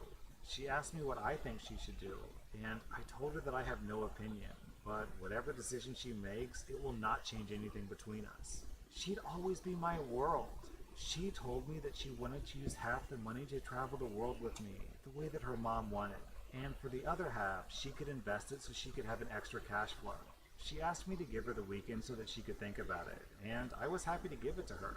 After the weekend, she asked me to explain the finances in detail, which I did. After contemplating, she decided that she would pay for half of Tom's tuition. Also, she would travel the world while maintaining a healthy cash flow. I stressed to her that if she doesn't want to do this, she doesn't have to. Tom is not her responsibility, but she said that she wants to help her brother out. During a family meeting, Emma revealed her decision to Tom in front of Sam and me. Tom teared up and hugged her and was very grateful. I noticed Sam was a bit off, but I ignored it. We all went out for dinner. Later, in bed, Sam asked me who made the decision about Tom's tuition. I told her the whole story. Sam was shocked for whatever reason. She said that I didn't have to ask Emma, and I could have made the decision on my own because it wasn't Emma's money. I told Sam as plainly as I could that she does not get a say in what happens with this money. Then she asked me why I didn't involve her in this discussion with Emma. By this time, I was on edge and I said, because it's none of your damn business. She said that she would talk to Emma and Emma should pay for her brother's full tuition and traveling the world wasn't necessary. I calmly yet firmly told her that she would not say a word to Emma about this, and the matter was closed. 1 second, After guys. a week, I was out with my colleagues when I received a text from Tom that I should come home immediately. I rushed home. Sam was shouting at Emma about how she should pay for Tom's tuition, and Emma was crying. Tom was trying to calm his mother down and get her to shut up, but to no avail. I told my wife to shut up and go to the bedroom as politely as I could because I did not want to insult her in front of Tom, because after all, she was his mother. I picked Emma up and was taking her to her bedroom when I heard Sam yell, "You were always a monster! You killed your mother while coming into this world!" This was the last straw. I told Sam that I was going out and I'd be back in 2 days, and when I'm back, she had better be gone. I took Emma with me and I asked Tom if he wanted to come with me too. Tom was reluctant, but eventually came with us. I drove to a nearby town and got us checked in. Emma was crying the whole way. The next morning, when we met to have breakfast, Emma's eyes were swollen from crying. Tom basically got on his knees and apologized for his mother's behavior. Emma told Tom that it wasn't his fault. I talked to Emma privately and reassured her that she wasn't responsible for this. Then, the three of us had a heart-to-heart discussion where Emma still agreed to pay for half of Tom's tuition. I also talked to Tom and told him that I'd be divorcing her mother because there was no turning back from that. But that doesn't have to change my relationship with him unless he thinks otherwise. I asked him to consider my position and whether he thought what I was doing was unfair. He said no and that he understood. By the time we got home, my parents were already there and Sam was gone. My parents asked about what had happened, and apparently Sam had fed them this big lie. They were furious, but they tried to calm people down and ask if there was a way to make amends. I told them my decision was final. I served Sam with divorce papers, which includes a fair amount of alimony as well as a one-bedroom apartment. This is despite the fact that we signed a prenup, which doesn't require me to give her alimony. In the meantime, our relatives and friends have been asking me to reconsider it, because while they don't condone what happened, they want me to make space for her. Sam has reached out to Emma and apologized for her behavior. Emma has asked me to reconsider my decision as she's forgiven Sam, and she feels like there won't be any friction since she's already left for college. I am not willing to roll over because whatever affection I had for Sam is gone.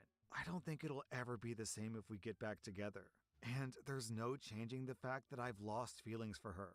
So I'm asking Reddit for objective and impartial advice. What do I do here? OP, honestly, I don't really think there's much to do at this point. The marriage is over, your relationship is over, the kids are out of the household, so the main reason why you married her in the first place is irrelevant. Did you even love Sam in the first place, or was it just pure 100% logical convenience? Because if you didn't love her before and you don't love her now, then why get married? What's the point? Where's the logic?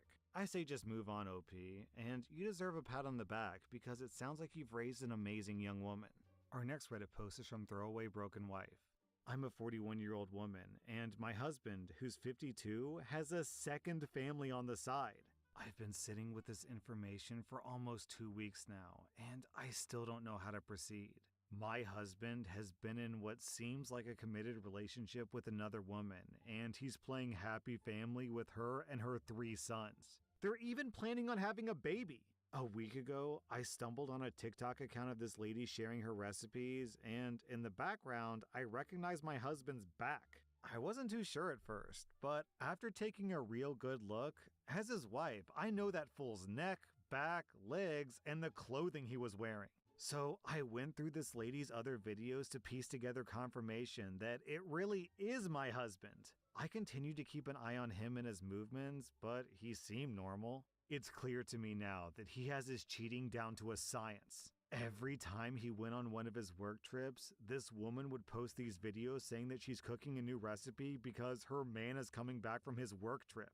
She'd plate the food up, and I'd recognize his grubby hands by their look and the way that he holds the cutlery. He has a peculiar way of holding cutlery. He kinda looks like a Neanderthal discovering forks and knives. I can't believe this bastard has been with her for over 3 years. I don't know how he found the time to start an entire relationship on the side. I thought that we were happy. He tells me he loves me all the time. He always brings me a gift from his work trips. When he's home, we have a great love life and pretty much passionately hug 4 to 6 times a week. We talk all the time. We've been married for 21 years and we have 2 daughters. We lost our oldest son 10 years ago, but we worked through it and got closer more than ever before. We're even due to have our 22nd anniversary, and it's his turn to plan the celebration. I know that he's been planning an elaborate party for us. So why is he cheating? I'm so angry, and I don't know what steps to take. I am utterly distraught. I thought that we were happy. I thought that he loved our little life. Then, about 1 month later, OP posted an update. I've been able to engage the services of a great divorce lawyer, and I was advised to not let my husband know that I knew of his affair. I was then finally given the go-ahead a few days ago, and, well, at first he refused to admit to anything, but I was prepared for that. I showed him all the online posts that his mistress made. I also showed him pictures taken by my investigator. He still denied it. Then he accused me of being insane. Then, after hours of me just throwing evidence after evidence at him, he finally admitted to the affair. He tried to twist things so that he could weasel and lie his way out of it, but I was relentless. I didn't let him twist reality and make me doubt the plain truth. We argued all day and all night. It was exhausting. The next morning, he tried to get on my good side because I woke up to him having made breakfast and he was begging me to not hate him and to find it in my heart to forgive him. I told him that I could not do that and that I wanted a divorce. That brought on the waterworks, and he called me heartless and an unforgiving B-word. He then left to take things to his parents' house because I had to ask him to leave. While he was at his parents' house, I went to his mistress's home. My sister went with me, and, well, the mistress let me in and we talked. She wasn't even surprised that I was there. She was actually gloating when she told me about how in love he is with her, how good he is to her boys, and how he bought her the house, the car, and all the money he'd spent on her. She told me that if I wasn't such a lazy B-word and a gold digger, then he wouldn't have been so easily taken, and how my lack of submission and servitude was the reason that he cheated. I don't know how she's calling me a gold digger because I work and earn more than she does. As she was flapping her gums, he arrived and he was pissed off at her. They argued because he told her not to speak to me like that, and he told her in no uncertain terms that he wants to be with me, and that she's ruining his chance of saving his marriage. I just thanked her for being forthcoming and continued to laugh my way out of the house because, yeah, my husband makes great money. But as his business partner, I own half of his business, and as his wife, I own half of his other assets too. So I'm glad that she gloated and that she confirmed that he paid for most of what she has. Now I know for certain that he nor she deserve an ounce of my sympathy, and I'll take back everything he ever gave her, and much, much more. Man, I don't know what's crazier. That someone has the time, energy, and money to raise 2 whole families, support 2 wives, 5 kids, and buy multiple houses, or that this guy's affair got blown up by a cooking TikTok. That was r/relationships, and if you like this content, check out my podcast where I publish the exact same episodes. Also, hit that subscribe button because I put out new Reddit videos every single day. Welcome to r/best of Redditor updates, where a husband throws away all of his pregnant wife's food and calls her a fat cow. Our next Reddit post comes from r/relationship advice. I'm a 29-year-old woman and my husband is 31. My husband threw away all of my food because he says that I'm a cow. We've been married for 6 years, together for 9. We were 2 college kids who fell in love and decided to build a life together. I recently gave birth to a beautiful baby girl who's 14 weeks old, who's my entire world. I've suffered through 3 miscarriages and experienced several complications during pregnancy. I was on bed rest for 3 months, and I had to go through over 20 hours of labor before the doctors performed an emergency C-section. But our daughter was born healthy and happy, and all that pain was worth it. I'd gained about 30 pounds during my pregnancy. I was 5'7" and 121 pounds prior. After giving birth, I gained another 10 pounds since I'd been breastfeeding, and my body has been craving calorie-dense foods. Not junk food, but like 70% dark chocolate, stuff like plantain chips, meats, dairy, nuts, etc.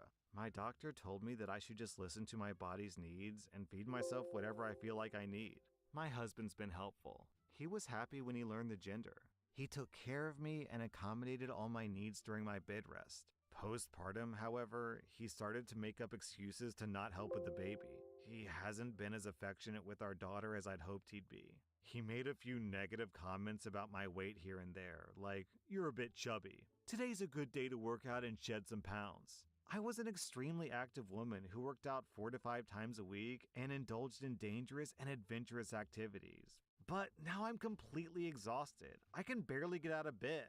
I've collapsed 5 times and I'm stressed out, and at the same time I have to take care of our baby in the household. The other day, my husband had already gone to work and I went to the kitchen and found all of my food gone. Every single bag, box, and package. Everything. I called him crying to inquire where all my food is, and he told me that he threw everything out because I had to start losing weight. I hung up on him, and I called my best friend so that she could bring me some food that I needed from the store. Afterwards, my husband came home, and when he saw the food that she had brought, he threw everything outside and smashed everything with his foot. I was furious with him, and I was screaming and yelling at him for being such a selfish piece of garbage, and he called me an effing cow, while throwing some of the crushed packages at me and ended with punching a hole in the door.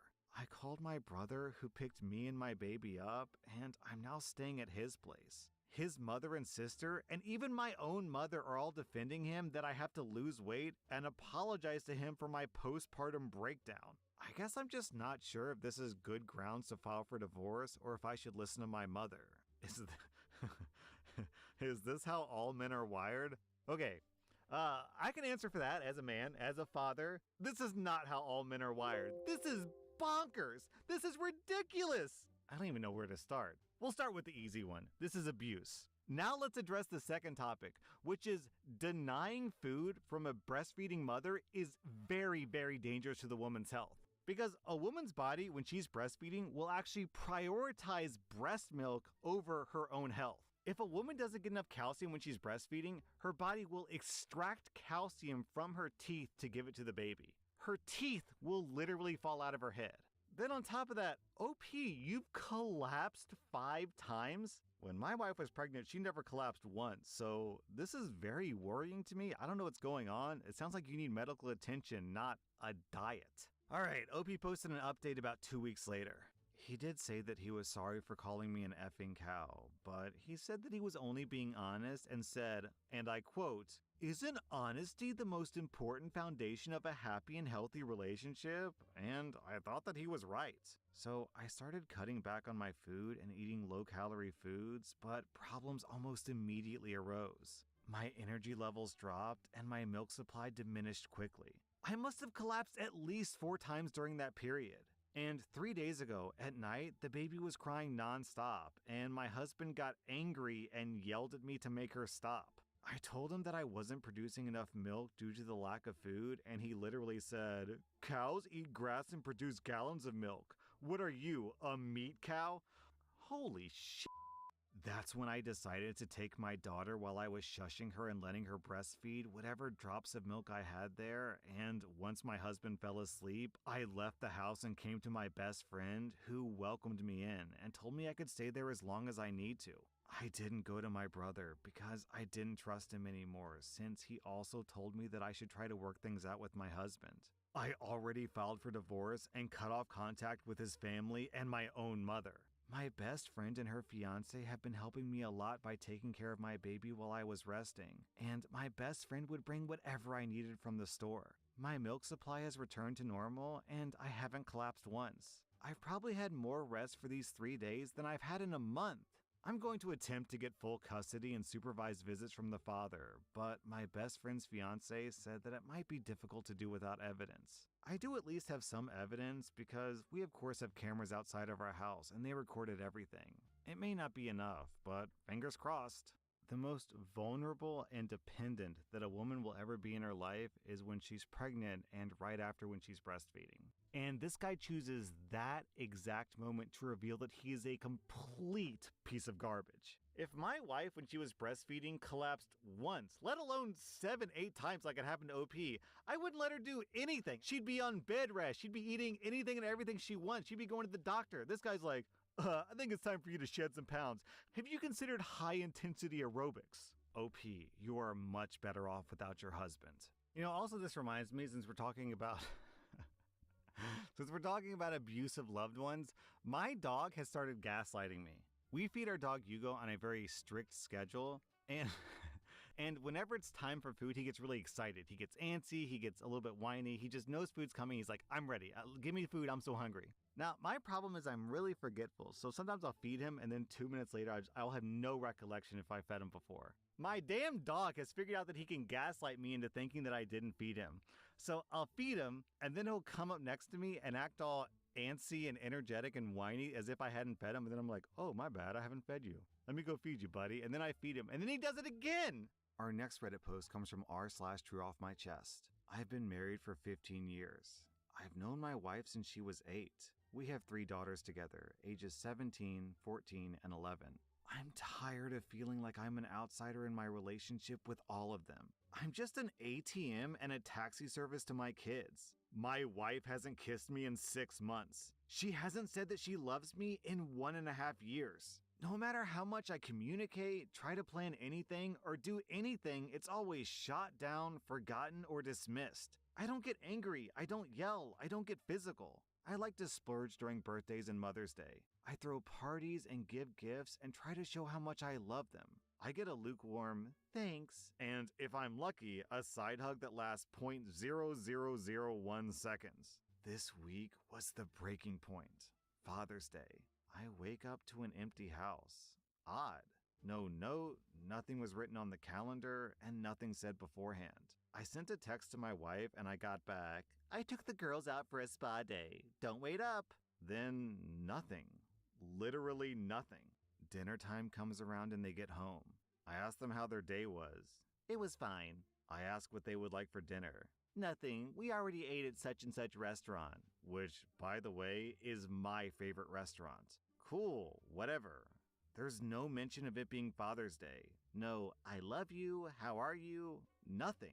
Fast forward to Wednesday, which was my birthday. Nothing. Literally, again, nothing. Guys, buckle up. This is a long post, so I'm guessing this is about to get a lot worse before it gets better. I suggested plans, and they got shot down. I suggested food. Nope, shot down. Ask about watching a movie, but they're all too busy. They just sat on their phones doing nothing. Now to Thursday night. I'm in bed, and my wife is next to me. She rolls over and says in a nasty tone, "Oh, your birthday was the other day. I guess you expect to passionately hug." That broke something in me. I said, no, I don't expect it. At this point, I don't expect anything anymore. What is that supposed to mean? So I started asking her questions. When was the last time we shared a kiss? Like a week ago? No, it was December of last year during her parents' holiday party. When was the last time we passionately hugged? The beginning of the year? Nope, wrong. It's been over a year. She was adamant that we did it in February. I want to clarify that OP is writing this post in June. I said something like, you may have passionately hugged, but it wasn't with me. I asked her, when was the last time you said that you love me? I say it all the time. Not to me, you don't. Check your messages, and you don't say it to my face. Well, you should just know that I do. Okay, when was the last time we went on a date? There was a long pause. You're being unfair. At this point, my emotions fully turned on. I was crying and raising my voice at this point. I asked her how wanting any sign of love from anyone in the house is unfair. If expecting anything for my birthday or Father's Day was unfair. At this point, she had a uh-oh look. Oh yeah, you forgot that as well. I'm not an ATM, I'm not a taxi service, I'm not a punching bag. She asked why this was coming up out of the blue, but it didn't. I try to talk to my family, but I get dismissed or ignored. I brought up examples and she says, I didn't know you were serious. I didn't know it was such a big deal. I left saying something to the effect of, if you want to pretend that I'm invisible and don't exist, fine. You don't have to pretend anymore. I left the house at almost midnight. I haven't been home since, and I'm not sure what to do now. I'm finally sober enough to think, but I don't know what to do. To be clear, this is my first time drinking in 15 years, and I'm not going to drink anymore after this. I love my family, but I can't keep this up. I don't know what more I can do. I think they'd be happier without me. They already act like I don't exist. I can't be the one who's blamed for everything. If I truly am the problem, then me not being there should fix it. I can't do this anymore. I've tried to be a good provider, a good partner, and a good dad. I never missed an event for our kids. I never prioritized work. I kept good hours so I could see them more. I took on more responsibility to better our life and future, but it's never appreciated. It's never enough. I'm never enough. I only got one message from my wife. I'm sorry for making you feel that way. We all love you, and we're here for you when you want to come home and talk. That's it. No other messages, no calls, nothing from the kids. I feel like if they really wanted me there, they would try reaching out more. All the kids have their own phones, and I don't know what she told them. I'm sure my kids heard me raise my voice. Me raising my voice would have definitely gotten their attention, since I never do that. I'm sure they heard me leave. I just don't know. Then, more than 1 month later, OP posts an update. I have not been well, but I am doing better. You guys have helped me a lot, and it means more than you know. I was able to get some help through work. They have resources for therapy as well as legal counsel. So far, I like the new therapist. I also got referred to divorce lawyers. I don't want to use them, but I had a talk with them, and I got an idea of what that route would be like. I'll be like 70% screwed, but we are in an at-fault state, so if it turns out that she was cheating, I'll be okay-ish. My kids did reach out after a few days because they were worried.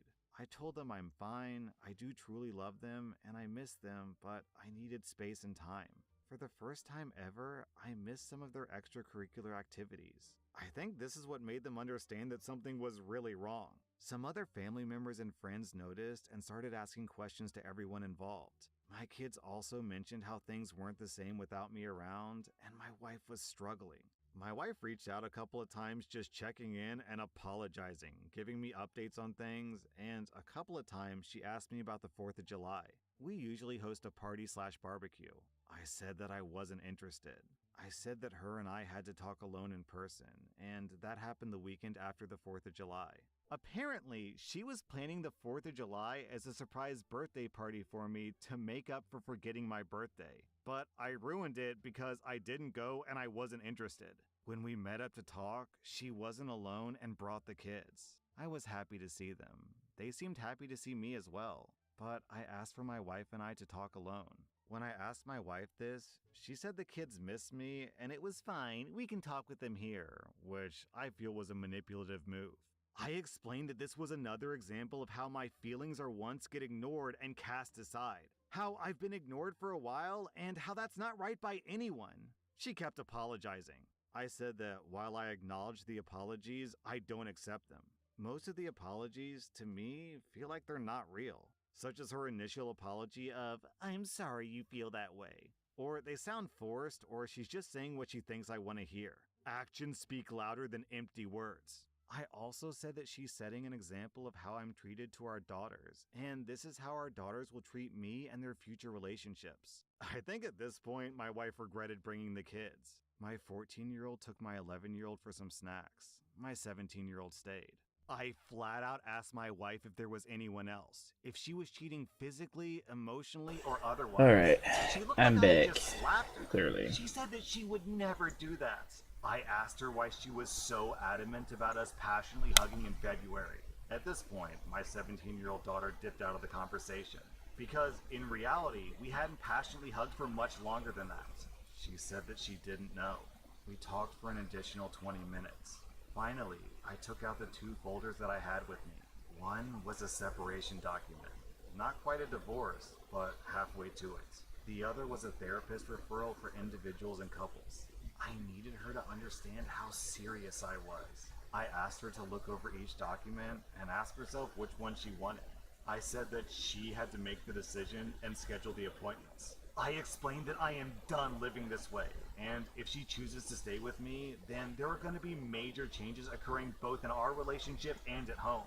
I love the woman I married, had kids with, and built a life together, but I don't know where she went. My kids came back, and my 11-year-old was mad that I wasn't coming back with them that night. I gave my wife time. She contacted me the next day, saying that she made appointments for herself and for her and I. She explained that she set up some bi-weekly individual therapy, and we have our first couples therapy early next month. I've been using the gray rock method towards her, so it's still a work in progress. I'm not in as dark of a place as I was when I first posted. Some things are better than it was. I'm willing to put in the work, but it won't be one-sided. There is a plan moving forward, so that's a plus. I've been home for a week now, but I've been sleeping in a different room. Some changes have been put in place already, but this will be the real test. As a side note, on the second night of me being back, my wife actually tried to initiate passionate hugging, but I said no, that it wasn't the time or place for that. We have a lot of work before that can happen again. Okay, so there's one thing about this post that I'm trying to figure out because it's kind of fishy. OP's kids are 11, 14, and 17.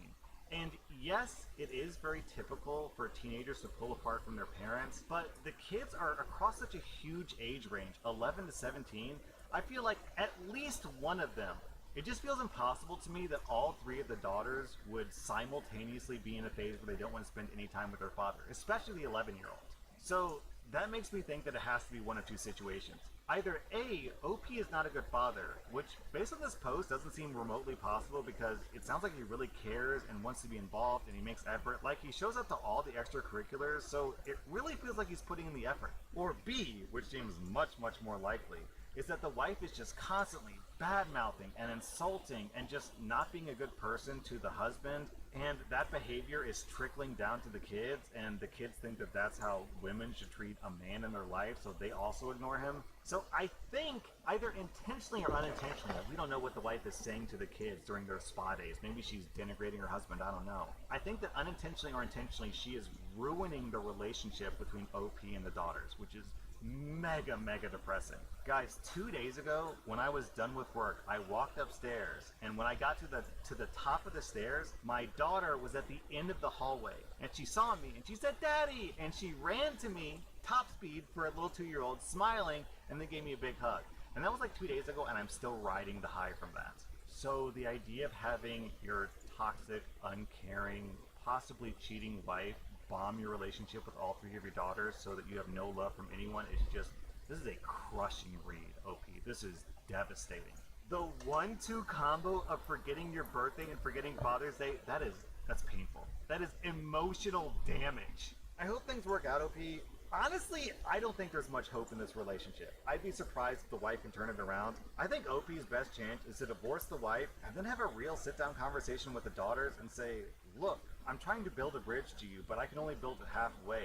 You have to build the bridge the other half towards me. If you don't want me in your life, then I'm not going to be in your life. But if you do want me in your life, if you want me to be your father, then you actually have to make the effort to spend time with me, to talk to me, to be involved in my life, because I'm trying to be involved in your life. So do you want me around? If so, let's spend time together. I'd be very surprised if his daughters reject that. That was r/best of Redditor updates, and if you like this content, check out my podcast where I publish the exact same episodes. Also, hit that subscribe button because I put out new Reddit videos every single day. Welcome to r/Am I the Butthole, where OP kicks a pregnant teenager out of her house over a cat. Am I the butthole for kicking out my pregnant teenage stepdaughter over my cat? So I'm a 35-year-old woman, and I've been with my fiance, a 45-year-old man, for 3 years now. He has 2 kids, a 22-year-old daughter who's a lovely girl, and a 19-year-old daughter who we'll call Kim. Kim has always had a bad attitude to everyone, especially me. To be clear, I get along just fine with my fiance's baby mama, so that's not the source of the hate. Kim is 3 months pregnant and living with us because we have more room for her and the baby. Kim's baby daddy stays sometimes, but he has 2 jobs along with his studies, so it's mainly been me who's taking care of her. Today her boyfriend came over, so my fiance suggested that we let them have the house to themselves and go for a walk. About 2 hours later, I came home and noticed that my cat was missing. Kim hates my cat and has always wanted to get rid of him. I asked Kim where my cat was, and she said that my cat ran out the door, which I knew was BS, because my cat, Whiskey, is an elderly cat who won't even go on the porch if I don't bring him. So I checked the Ring camera, and as expected, Kim threw Whiskey out and then ran her off. My fiance tried saying that Kim is pregnant, so her hormones are all over the place, and pregnancy brain messes with women. He also said that he was going to bring up getting rid of Whiskey for the sake of the baby anyways. I was in tears until I looked over at Kim with a smug, satisfied look on her face, and I effing lost it. I got up in her face and screamed that she had 1 hour to find my cat, or I was going to throw all her stuff in the dumpster and I was done being her slave. She said that she wasn't looking for my stupid cat and to back off because I'm pregnant. My fiance told me to calm down and that we'd look for the cats. I told him, no, I'll look for my cat, and when I get back, his daughter better be gone. And if he had an issue, then he could leave too, because I was sick of dealing with his little B-word of a daughter who everyone, including her own parents and boyfriends, avoids. I didn't wait for them to respond. I did hear Kim crying though. Luckily, I found my cat in some bushes about 20 minutes later. When I arrived home, they were both in the living room, and my fiance said that he wanted to talk, but first he said that I owed Kim an apology. I told him to go F himself, and she had better start packing. Kim is at her boyfriend's family home as far as I know, and my fiance is now not talking to me. Then OP posted an update. My ex-fiance's oldest daughter, Kate, is an animal lover like myself. Her father asked to stay with her for a few nights, and he was going on and on about how I made poor Kim try to catch a cat in her condition. Unlike her younger sister, Kate is a very smart girl, and she can see BS from a mile away. And obviously, she knows her own sister, so she called Kim to ask for her side of the story. Kim was more honest and basically told her that she and her dad planned it as some of you suggested. Their plan was for her baby daddy to take the cat and dump the cat on some back road. However, he wouldn't do it because, in Kim's words, he's just a pussy. So they got into a fight about it, and thankfully, since Kim is so lazy, she just kicked Whiskey out and closed the door. Kate told me that the way Kim is talking about me and Whiskey, even if she doesn't move back in, she's gonna do something to get revenge on Whiskey. So from there, I decided to break up with my fiance. Don't worry about Whiskey's safety. I've changed all the locks on my house. My ex-fiance's begging and BS promises have already started, but my mind is made up. I'm done being his ATM slave for him and his spoiled B-word of a daughter. You know, OP, when I read the title, Am I the Butthole for Kicking Out My Pregnant Teenage Stepdaughter Over a Cat, I was like, ooh, it's not looking good for you, OP. But now that I've reached the end of the story, this is an easy 0 out of 5 buttholes for you. Based on the way this story Alright guys, I'm gonna take a quick break. I will be right back. OP is the owner of the house and the fiance just lives there with the daughter. So these people come into your house, disrespect you, try to effectively kill your cat, and then expect you to just suck it up and apologize? Give me a break. I'm giving Kim and your fiance 4 out of 5 buttholes. Just don't mess with people's pets, man. Am I the butthole for telling my sister that her son is only special to her? I'm a 26-year-old woman and I have 3 older siblings. This is about my oldest sister, Abby, who's 37. Abby has a 5-year-old son and I have a 1-year-old daughter. Abby dealt with years of fertility issues and probably had over 10 miscarriages. Then she had her son, and of course, he was Abby's miracle rainbow baby. We were so happy for her. But that led to Abby spoiling her son and letting him get away with everything because he's a miracle and he's special. Everyone's always had to bite their tongue when it comes to her son because of that. On Saturday, I had my daughter's first birthday party. It was mostly family and a few of my close friends were invited. I invited Abby and her son because everyone else in our family was invited, so I felt bad to exclude her. We had different activities for the kids to do. Abby's son didn't like any of them. He was upset that none of the presents were for him. He didn't want to eat any of the food that we had. He then tried to push the birthday cake off the table because apparently he was mad the cake wasn't his. I got super upset at Abby for allowing her son to act that way. She went on to say that her son is special. I said that her son is only special to her, which is understandable. But to everyone else, he's a spoiled brat, which shouldn't be overlooked because he's your special miracle baby. Abby called me a B-word and left crying. A few family members have since called me a butthole because I've never dealt with a miscarriage, so I don't understand how painful it was for Abby to deal with years of that before her son. It's not like I don't realize her son is special to her, but it doesn't give the excuse for Abby to allow him to act like a spoiled brat. Yeah, this is a super easy entitled parent/entitled kid situation. I'm on your side, OP. I'm giving you 0 out of 5 buttholes. I'm giving your sister 2 out of 5 buttholes. She desperately needs a reality check. Am I the butthole for telling off my wife after getting our daughter to cut her hair off even after being told not to? My wife is currently battling cancer, and one of the things she's told me she's struggling with the most was losing her hair. She's been given a near 100% chance of survival since we caught it early, but the chemotherapy has destroyed her hair anyways, and she had to shave off what was left of it a few weeks ago. Not long after that, she suggested that we attempt to get our 17-year-old daughter, Anna, to do so as well. Anna has very long hair that she puts a lot of care into, so I felt that it was appropriate to ask her in private if she wanted to or if she'd be willing to do such a thing. My daughter told me that she didn't want to cut her hair, and I figured that was the end of that. However, yesterday they came home from a girls' shopping trip, something they do every so often, and Anna had a buzzed haircut. That struck me as odd after what she said, so after dinner I talked to her, and she told me that my wife had said that she would never forgive Anna if she didn't show her support by buzzing her head.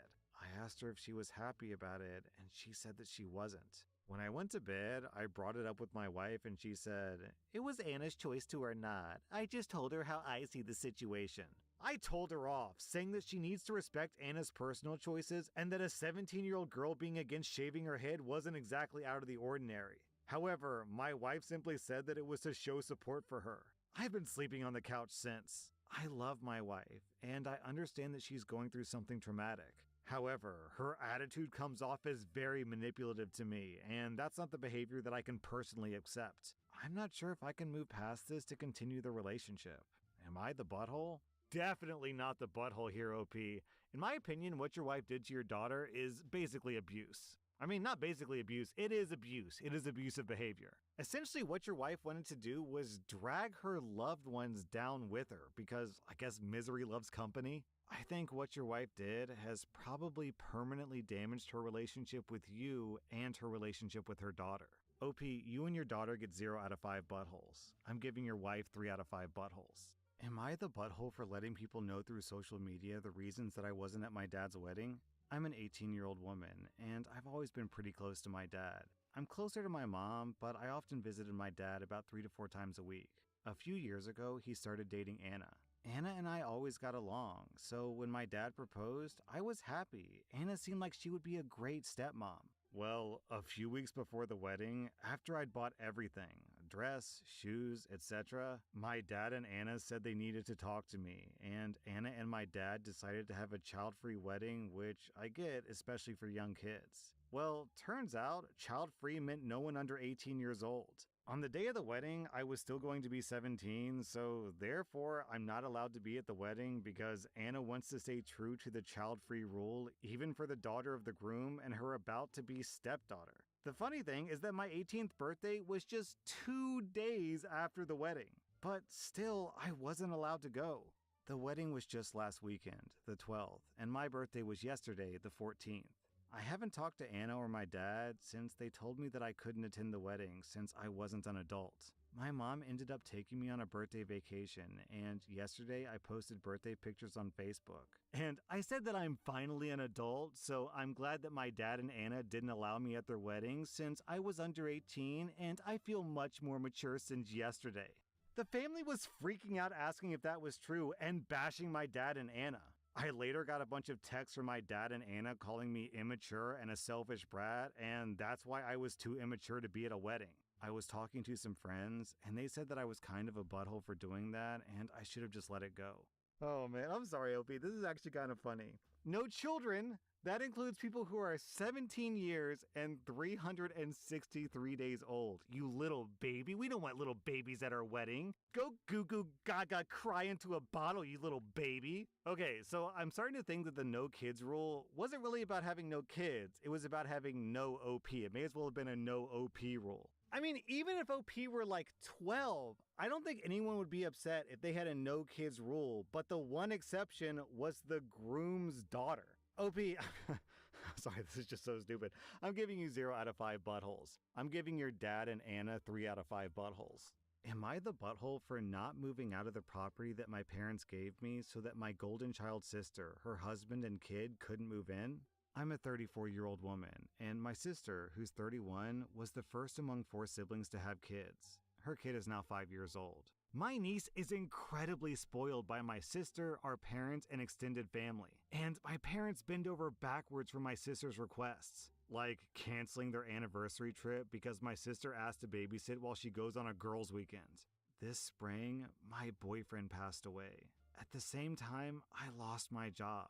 I had a lot going on, so I moved back to my hometown. My parents own a rural property that they used to rent out. The property had been empty for a while and it was fairly run down.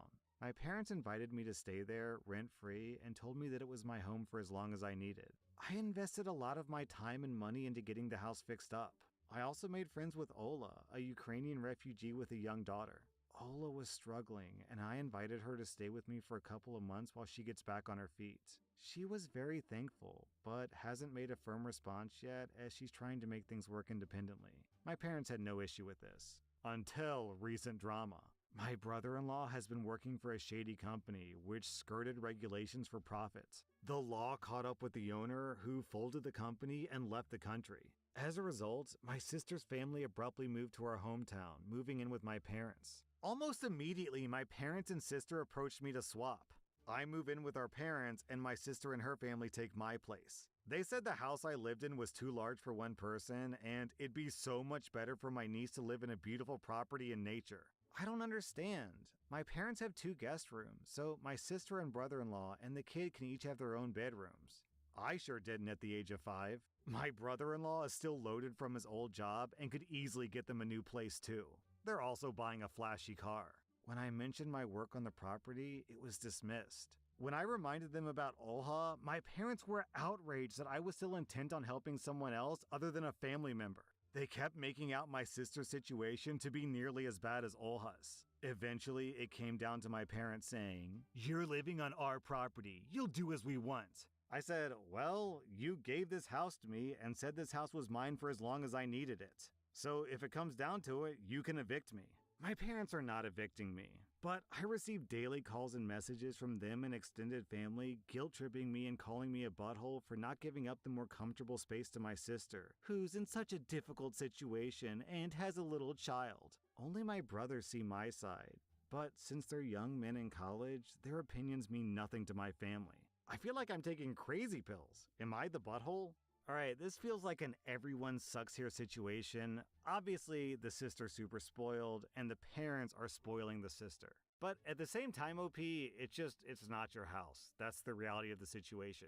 It really sucks that they're giving so much favoritism toward your sister, especially since you lost a boyfriend, not just a job, so you're just as entitled to the house as your sister is. But at the end of the day, your parents are right. It's not your house, so you don't really have a say in what happens to it. So I sympathize with OP because she's the victim here. It's just, I don't know, OP. I think the best thing you can do is just cut ties with your family because it seems like they're a toxic influence. So, OP, I'm giving you 2 out of 5 buttholes for not giving up the house, and I'm giving your sister and your parents 3.5 out of 5 buttholes for the entitlement and favoritism. Am I the butthole for walking out of a wedding that I was a part of and ruining the day? I dated my ex-boyfriend, John, for 4 years, and things got serious enough that we were starting to plan for our future, wedding, kids, etc. I thought we were pretty happy, but last year he dumped me pretty suddenly. I tried to figure out what went wrong, but he said that it was personal and that I should respect his space. During this time, my best friend Stacy and her fiancé Time were my rocks, letting me crash at their place and just being overwhelmingly supportive and loving. When Stacy asked me to be her maid of honor, I thought that it was a no-brainer and I happily took on the task. Fast forward to what happened this weekend, the morning of the wedding. Tom asked me to meet him for breakfast super early in the morning before all the festivities. I thought it was weird, but I assumed that he maybe wanted me to pass something on to Stacy. What happened instead was Tom let me know that a few days prior, Stacy admitted to him that she had an affair with my ex, John, which was what led to my breakup. He said that Stacy wanted to come clean to start their marriage fresh, and that he was forgiving her to move forward. He had gone back and forth about whether or not he should tell me, and finally decided to spill the beans. I guess he had expected me to forgive Stacy too, because the affair was so long ago, but the opposite pretty much happened and I just walked out of the wedding. It ended up causing a huge mess because I was basically running the whole wedding. Stacy made me do everything, so she didn't even know what was happening at certain times or who to call. Not only that, but everyone realized the maid of honor wasn't there. Stacy had headshots and bios of the party on her wedding page, and news of the affair eventually got out because her cousin knew John. Stacy and Tom have both been slandering me online now, saying that I ruined their once-in-a-lifetime moment. Some of their friends are on their side, saying that I should have handled the situation more privately, and at least stuck out the wedding since it was so last minute. I personally don't know what Tom expected, but either way, I've been getting bombarded with texts, and I heard that Stacy has been so upset that she had to take time off work, which does make me feel like a butthole, especially since I've been ignoring her calls. Oh man, come on OP, you cannot let people turn this around on you. Your friend slept with your boyfriend of 4 years and then lied to you every single day that you lived with her, and then suddenly it's your fault that you ruined her special moment? No, she ruined her special moment when she cheated on her fiance. OP, you get an easy 0 out of 5 buttholes. I'm giving Tom 1 out of 5 buttholes because even though he shouldn't criticize you through text afterwards, I will give him some props for giving you the truth. Stacy and your boyfriend, however, get 3.5 out of 5 buttholes. That was r/am I the butthole, and if you like this content, check out my podcast where I publish the exact same episodes. Also, hit that subscribe button because I put out new Reddit videos every single day. Welcome to r/true off my chest, where OP gleefully destroys the life of his cheating wife. Our next Reddit post is from Admirable Explorer. Back in February, my newlywed wife went away for a week to see her family and friends, which we had moved across the country from for her fellowship. I didn't come with her because I was having my paid time off to cash out and help fund our next move, which would have been last month. And I also needed some dental work done and I couldn't delay it anymore. While she was staying with her family, she called me. I could sense something off in her voice, so I asked her what was wrong. She told me how unhappy and alone she'd felt since we moved. She said that I felt more like a roommate and that I'd ruined her fellowship for her because I didn't care for the area that we were living in. It's a very high cost of living area. I felt incredibly guilty hearing this. We had only been married for 5 months, together for 6 years, and living with each other for 4.5 years. And she was already suggesting marriage counseling. I didn't protest. I was eager to work things out because I adored and loved her very much. Over the next several weeks, I was planning activities for us every weekend, on top of doing all the cooking and cleaning in the apartment, even though I was the one who had always done this before. We had our first marriage counseling session, and my wife said she feared that maybe we were just too different or incompatible. Hearing this felt like a gut punch. Where was this concern prior to us moving and getting married? Then, sometime later, we went out for a long walk after work and some drinks. She told me she was feeling better about things, and I felt a huge sigh of relief. The next day we went out for breakfast, then spent the rest of the day car shopping until we found something that we liked. After that, I took her out to a very nice restaurant for dinner. From there, we went to the hot tub and we passionately hugged. I felt like we were starting to improve. Then, the next day. I will never forget that day. I woke up early, and despite the last few days seemingly going well, I still didn't feel like things were quite right. When my wife had told me 2 months prior that she was unhappy, I confided this to my mother. My mother's first comment to me was, "There might be someone in her office." I didn't want to believe that, but it was always in the back of my head. I was up early, as I mentioned, and my curiosity got the best of me, so I checked her phone. Sure enough, there was someone from her office. Someone she was texting minutes after we passionately hugged. Someone she had been sending nudes to, meeting up with, and planning future dates with. I was crushed, but then I exploded. For the last several weeks, I had been beaten down thinking that I was the cause of the relationship falling apart, only to find out that her affair began coincidentally a few days before I received her phone call from her parents' house. I woke her up and asked her, "What the F is this?" At this point, I just needed to unload. I called her every name in the book to break her down and to hurt her. I then called her affair partner, but he didn't pick up. So I left him some threatening messages about beating him up and exposing them in the office. He was a subordinate of hers and engaged himself. Maybe his fiance would like to know. At this point, I felt I just needed to leave. I told her she needs to figure out what she wants because she crossed the line. I went back home, but before I did, she asked me to continue counseling remotely so that we could repair things. I still foolishly loved her and agreed. Over the next several weeks in counseling, it became evident that she wasn't taking any accountability. She harped on the hateful things that I said to her after my discovery, and how my threats to her affair partner made her view me as potentially violent, and this made her afraid of me. This is despite me never laying a hand on anyone in my life, something she knew. I wanted her to agree to an intensive marriage retreat weekend after her fellowship ended. As we were discussing this, a coworker of hers texted me. He asked me if I knew that my wife was cheating on me. It turns out the affair never stopped, and my separation allowed it to turn into a full-blown relationship. Everyone in the office knew, but they were hesitant to tell me. She was still parading around work, talking about me like I was still living with her and everything was well. I had obviously discovered the affair 2 months prior, but now I knew that I was just being strung along. For what? That I don't know. At that point, I'd had it. I took all the evidence I'd saved up and sent it to her HR department after calling them. I knew the email addresses of several of her coworkers and CC'd them. I sent the naughtiest stuff to her parents, siblings, best friend, and mutual friends. And best of all, the HR department of her next employer. I let her file for divorce because I knew that would be the end result of my revenge campaign. It's something I should have done in April anyways. From what I'm told, she was terminated from her fellowship and the job that she was supposed to start this month. Apparently, she's also emotionally distraught due to me humiliating her to family and friends, as well as destroying her reputation in the short term. And you know what? It makes me happy. I'm glad she's been humiliated, and I only wish that I could inflict more pain on her. Man, I really don't understand the logic of cheaters. Obviously, she doesn't want to be with you. Obviously, she wants to be with the other guy. So why lie and struggle through marriage counseling? Why not just break up? What's the goal? What's the objective?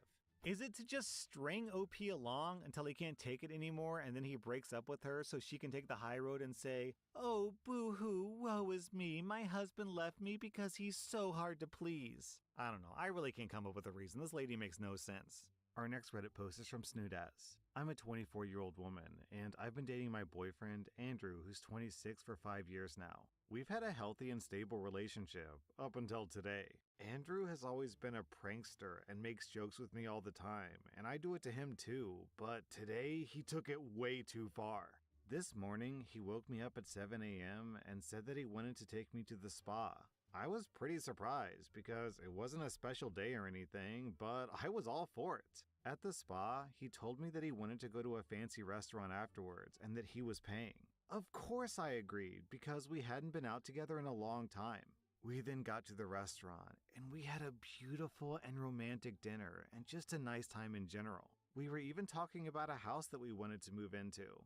After around 40 minutes, Andrew stood up, got on his knees, and took a box out of his pocket. My heart stopped beating. I hadn't even predicted this. We have never talked about proposing before, but I also thought that it was a great time now. He did a speech about how I was the most beautiful girl in the world, and how he wanted to live with me forever, and ended with, "Will you marry me, my princess?" Of course I said yes. Seconds later, all that excitement turned to horror. He opened the small box that I expected would have a ring in it, and it was just a note saying, "You've been pranked," and Andrew started laughing hysterically. He continued with, "Baby, this is just a prank. I'm not ready at all to marry you yet." He leaned in to hug me, but I gave him the biggest slap ever with tears streaming down my face. I just told him, "We're over, you effing scumbag." I'm now sitting in my bed crying and writing this because I don't know what to do. He's been texting and calling me, but I haven't responded because I feel so sad, betrayed, and mostly angry. I thought this was going to be one of the best days of my life. What should I do? What should you do, OP? You already did it. You slapped him and broke up with him. There's a prank, and then there's just cruelty. not only is this an extremely embarrassing and cruel prank, but also because he fake proposed to you and you accepted and then he rejected you, that sort of gives him the power in the relationship, right? So, it sucks this happened after 5 years of dating, but honestly, this guy did you a favor because he showed his true colors now instead of, who knows, 5 years down the road. Clearly, this guy doesn't respect you, so the sooner you realize that and leave the relationship, the better. Our next Reddit post is from Active Compote. I can't believe how effing stupid you are. I was having brunch with your effing mother, which you knew about because I told you that morning when you text me saying that you have reservations at my favorite restaurant all of a sudden. I love that place, but it's a pretty long drive and it's pricey, so the last time we were there was for our 3-year dating anniversary. So of course your mother thinks you're going to propose. Your older brother just got married, your younger sister is engaged, everyone's just waiting for us to get engaged and has been nudging us about it. So the day comes, and even your mother texts me, hope to hear the good news, and honestly, I thought that you were going to propose too. I would have been okay with it, and I would have said yes. But no, you effing piece of garbage. You took me to my favorite restaurant to tell me that you cheated on me with your coworker that you said I had nothing to worry about. That B word that you called just your work wife. You kept saying that it was just a one-time mistake, that you want to make things work. I don't want to make things work. I hate you and your work wife. Go work marry her instead. Now I'm fielding effing messages from all of your relatives looking for news because your mother was so certain that it was going to be a proposal that she told everyone about our dinner date. Meeting you was the greatest regret of my life. And the only thing I'll miss is that your family, for all their faults, were genuinely loving and good people that I enjoyed having in my life. I won't miss you. Yo, what a jerk! Why do you have to take the restaurant down with him? I just thought of a dumb joke. Babe, I took you to your favorite restaurant to get you your favorite meal. You know, the one you love so much, that super tasty dish. Super tasty dish. You know, you could abbreviate that to STD, and that reminds me, babe, you should probably get tested for STDs because I cheated on you. Our next Reddit post is from Stale Ham Sandwich. I'm a 25-year-old woman and my husband is 26. Last night, my husband gave me his phone so I could put in my order since we're getting Chinese. I know his password and we each have free access to the other's phone, but I never really checked his phone. While I was putting my order in, a message from someone on Reddit came up, and I thought that I was going to have a panic attack. I knew that my husband used Reddit, but I didn't know what he was doing on Reddit. I clicked on the message and saw the back and forth between him and this other woman. The messages were intimate, and he was asking for more photos, if you get what I mean. I looked further and saw that my husband was in numerous not safe for work groups dedicated to other women's spicy pictures. The woman whose message came up wasn't the only woman he had been messaging as well. Upon further inspection of his Reddit account, I found his posts in marriage groups where he's lying about our relationship and our child. He made one post talking about how I don't let him talk to his female best friend who's like a sister.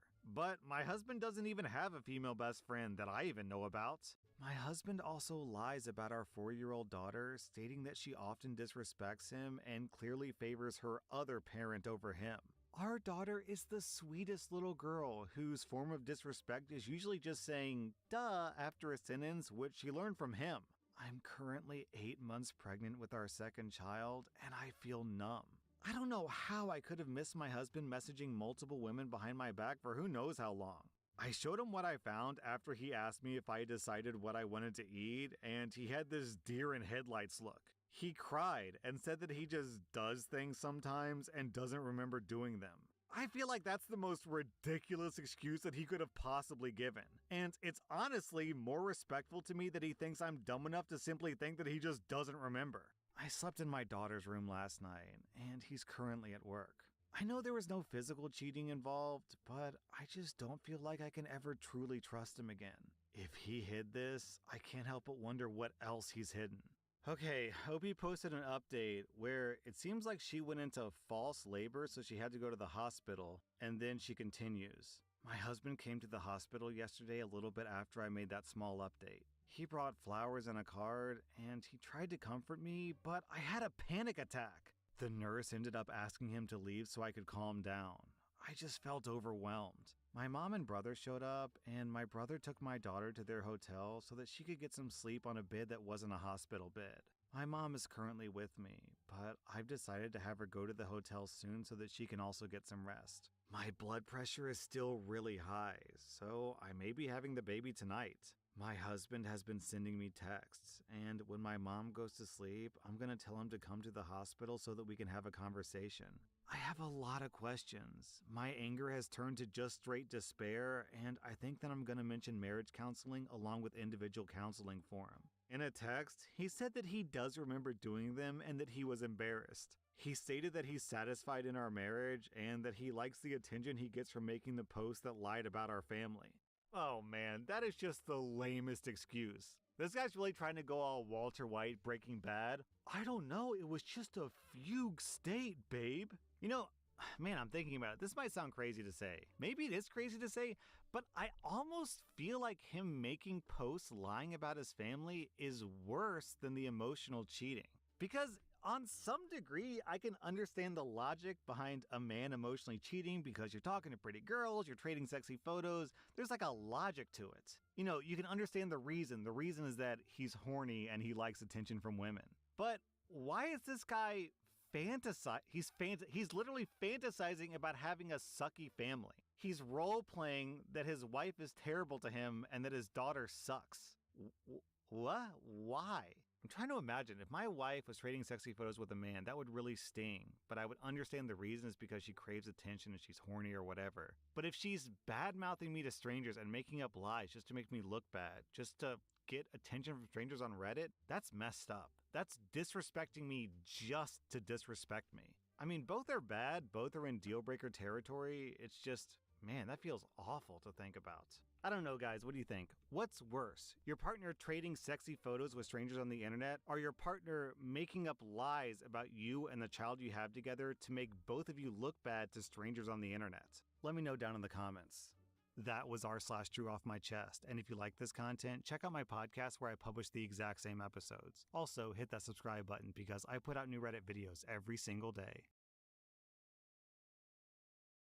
Welcome to r/Drew Off My Chest, where a husband ghosts his 6-month pregnant wife. Today's episode is sponsored by Cook Unity. You know what I had for lunch today? Cook Unity. And you know what I'm gonna have for dinner later today? Again, Cook Unity. Cook Unity sponsored my channel a while back and sent me some free meals, and ever since then, I've been ordering weekly meals from them because I genuinely love them that much. The way it works is pretty simple. You download the app and select meals you want to eat. I've been dieting, so personally I like the healthy meal options.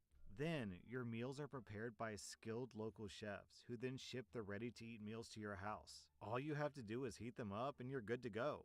I've never been a big fan of grocery shopping, cooking, or planning for meals, so this service is right up my alley. And on top of that, I genuinely like the food. Obviously, I mean, I wouldn't have signed up for the extra weeks if I didn't. With every week that goes by, I get a better understanding of the chefs and the dishes I like, so each week gets tastier and tastier. The subscription is super flexible, and you can pause, skip weeks, or cancel at any time. Go to cookunity.com/r/ or click the link in the description. Use my code r/50 to get 50% off your first order of Cook Unity meals to try them out yourself.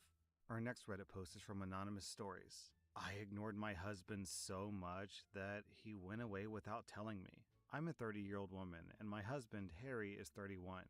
I'm 6 months pregnant with me and my husband's first child. During this pregnancy, I've been very exhausted every day and would usually come home from work and go to bed an hour later. Then I'd wake up at midnight and reheat what Harry had made us for dinner.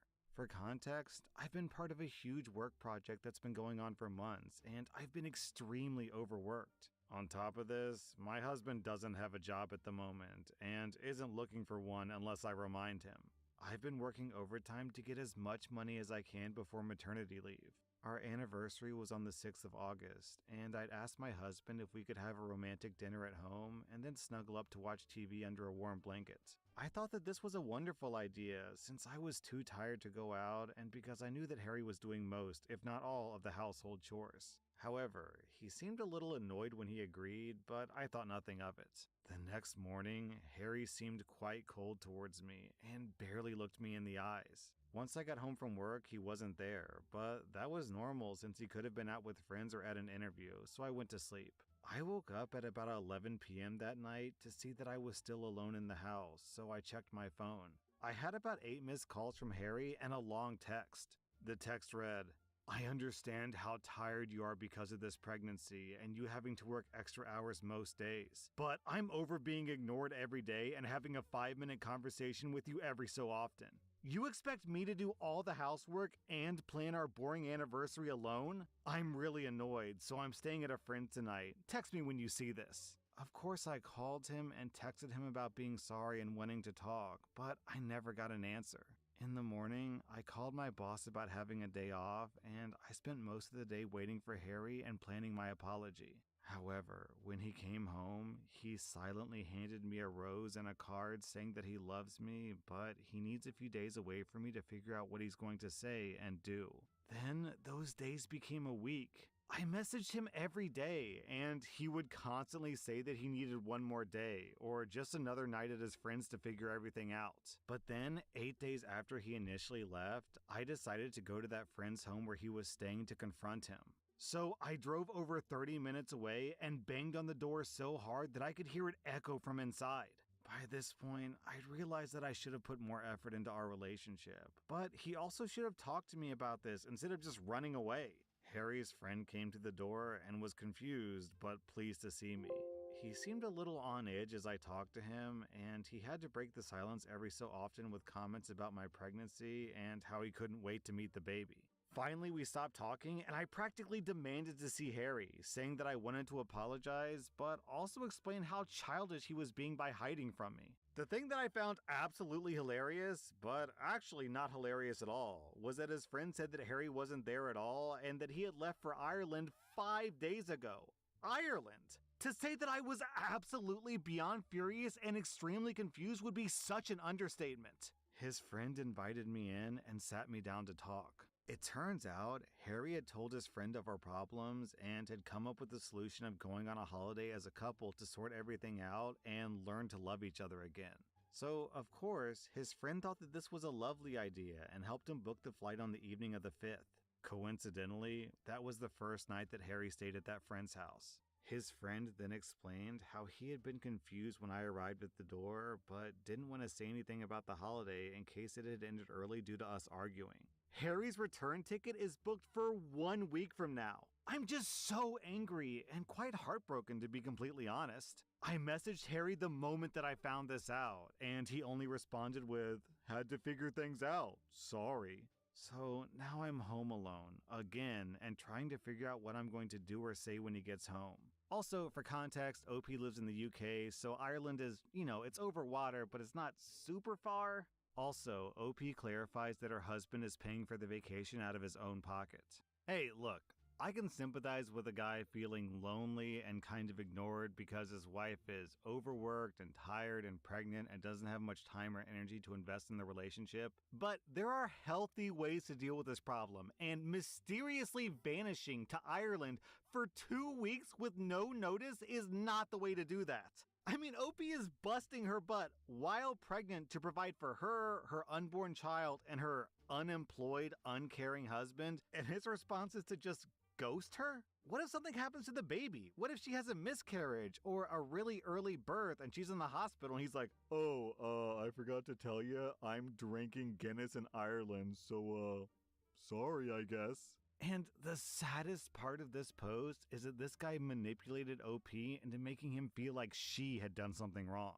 It's like, come on, girl, you're not neglecting him, you're just exhausted because you're working nonstop while pregnant. I really honestly genuinely feel like this is divorce territory. Even if you completely erase the pregnancy angle, I think that just having a husband or a wife just vanish into smoke for 2 weeks going to another country without even telling the partner is a deal breaker in my opinion. It's irresponsible, it's uncaring, it's kind of dangerous a little bit. Because if something happened to either one of you, the other person wouldn't even know. Also, a lot of people are saying that the husband is probably cheating on OP, which I won't say is definitely the case because we don't really have any hard evidence to support it, but let me just say I wouldn't be surprised at all if that's the case. I mean, hey, maybe he is in Ireland by himself for 2 weeks. Rabbit, what's up, my G? Possible, but not super likely. I was on the phone. Also, OP posted a very brief update. I'm not deciding anything until our talk, but I definitely won't be staying in my home with him after this. I can't trust him not to run away again.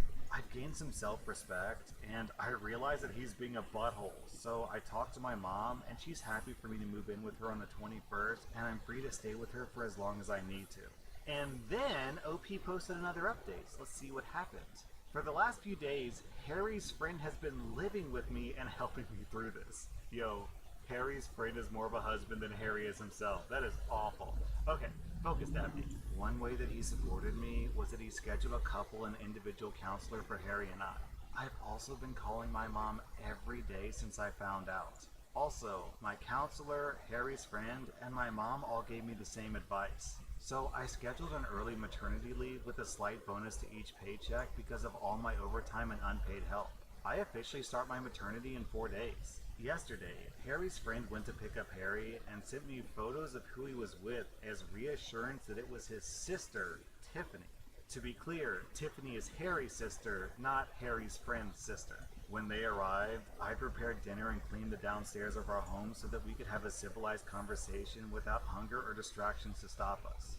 Harry looked extremely tired. Well, yeah, nobody likes to work. On the verge of crying the moment that I See, you got you a Rick and Morty or Sprite. Patient for the sole reason of being able to get through this discussion in one piece. And so when Harry wouldn't speak, I let Tiff explain why she had gone with him. Tiff is a lovely lady who helped me through the few months before my pregnancy. However, Harry didn't stay in close contact with her, and I lost touch with her when the work project started. Because of this, she had no clue about anything going on until Harry called her and said that he had a spare ticket to Ireland. At first, she was reluctant to go since she knew that I was pregnant. I love so these little she tried stream to ask avatars. why Harry would leave me and whether or not I was with someone who could care for me. Eventually, Harry snapped and told her the real reason of why he was going away. So she joined him to make sure that he knew that it was wrong, but also to help him through all the emotions that he was feeling. Tiff was the reason that Harry came back to me. If she hadn't have gone with him, then Harry admitted that he might have moved to central London or to a small village in the countryside to hide from this. It took everything in me not to cry when she admitted that, and I could clearly see the shame on Harry's face. Look, Also, I was so rapid happy when I fire finally couple figured out the stream terrifying avatars. I was like, 1. Harry did use his own money to pay for the tickets. 2. The reason that Harry's friend didn't see who the other ticket was for was because once they found the tickets, Harry's friend had already gone to bed. 3. Tiffany was by Harry's side the entire holiday in Ireland and confirmed that, without a doubt, this was not to find a fling. They spent most of their days in the cheapest hotel room possible in silence before Harry started talking about everything. 4. When we met and married, Harry was a loving, hard-working, job-having man whose only dream was to have a wonderful family, and then retired to one of those cute stone villages in the south of England. After an hour of me and Tiff talking, Harry finally spoke up.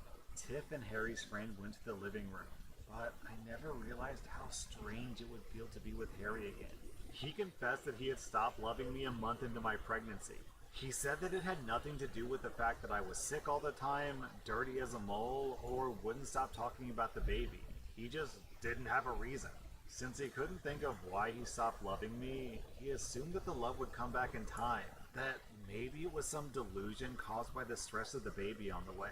Over time, that love didn't come back, and he started feeling incredibly guilty and alone in everything, which is when he got fired from his job. He originally told me that he got fired because his work performance was belittled by new management. But really, it was because he was too trapped in his feelings to think of anything except for how much he didn't love me. Then, he just never tried to get a job, because sitting at home without me was much better than sitting at work and possibly getting fired again. He came to love that he had alone time until the moment that he felt alone. That was when he refused to work just so that he wouldn't have to see me. He wanted to sit and wait and see how long it would take before I came to him. This trip was to test the waters. It was to see if life would be better without me, and he still hasn't decided. Yo, this dude, I'm pissed off, you guys. This guy's pissing me off. Oh my god. During this whole explanation, he kept emphasizing how he didn't love me and said that it was like I was a child who needed to hear something I know, 1,000 right? times just to I was understand watching it. He never apologized. a Twitch streamer who does art streams. If you have a And word he to makes describe that sprites awful like emotion, these. then I felt And I it. seen him I jumping all cried, across the I screen. I'm like, shouted, yo, I what is cried, that? and we sat in And he was silence telling me they were until I called could Stream talk. Avatars, so I went and picked it up off told him Steam, and I how was like, could never trust him yee. again. How could I possibly trust him not to walk out on me or the baby? How could I trust him to tell me these things, or explain his emotions, or to see the story from both sides? How could I possibly work myself to the bone again for such an unloving husband? So I made the decision for him. We could go to couples counseling. Not to be a better couple, but just to understand each other so that we could actually talk. Because no matter what, our lives would always involve each other because of the marriage and the baby. So we had to be able to talk. I've moved into my mom's home, and I'm free to stay there for as long as I need to. My mom is helping me make the spare room into a nursery, and she's being the most amazing, supportive, incredible mom that anybody could be. Tiff and I are going to stay in closer contact, and Harry's ex-friend said I think I'm about to play some Power World in a little is going bit. to be my second emergency contact. As for when I go into labor, my mom will be with me, and Tiff and Harry's ex-friend will be waiting to meet the baby and to stop Harry from ever seeing the delivery room. Finally, I made it clear to Harry that we'll separate for now, but we will divorce and remain separated after the baby is born. I'll make sure that he is not included on my emergency contacts. He can't be trusted to show up or even be where he says he is. I'm not going to update this anymore, since I have things to do and a baby to prepare for. Oh man, I have to point out that OP You know what, said maybe that not, because my Harry's friend's dancing ex-friend, tonight, and I told her not I'll go his current support friend, her. but his ex-friend is going to be driving her to appointments. This dude's buddy is a better husband than the actual husband. Man, I try not to cuss on this channel, but Harry is an absolute fucking loser. This dude has an amazing wife who's working hard for the family, who's carrying his baby. And the second that she can't trying to focus think, 100% should I on play his needs, Power she's like, World? you know, Go actually, support my I'm not friend sure who's if a I love you co-worker anymore. there. Let me just banish for 2 weeks while you figure it out and carry my baby on your own. And then when he got back, I was expecting him to apologize. I was expecting him to be sorry, to say, I went through so much trauma, please take me back, babe. Let's see what's But on instead he's like, let me be super clear. I don't love you anymore, I'm not gonna love you, I don't even like you. And he didn't even have the balls to come and confront her in person. The only reason he did is because his sister dragged him here. He was just gonna vanish, like a weak little coward. God, ugh. This dude flew to Ireland to sit in a cheap hotel with his sister? Not even to sightsee? Not even to walk the wave-tossed cliff sides of Ireland and stare out into the ocean and reflect about the man that he wants to be? No, he just sat in some cheap motel in silence while his sister silently judged him? Huh? Well, what's even the point? You think it's possible that he was planning on cheating, but when the sister took him up on his offer, which he probably wasn't expecting him to, he realized he couldn't, so because he had like a chaperone, and that kind of ruined his plans? I don't know. I'm having a lot of trouble getting into this guy's head. Okay, so I'm recording this in the morning, and a lot of the times when I record episodes in the morning, I'll take the juiciest stories of the day, and then when I go upstairs to have lunch with my wife and my daughter, I will tell my wife, oh my god, you gotta listen to this story.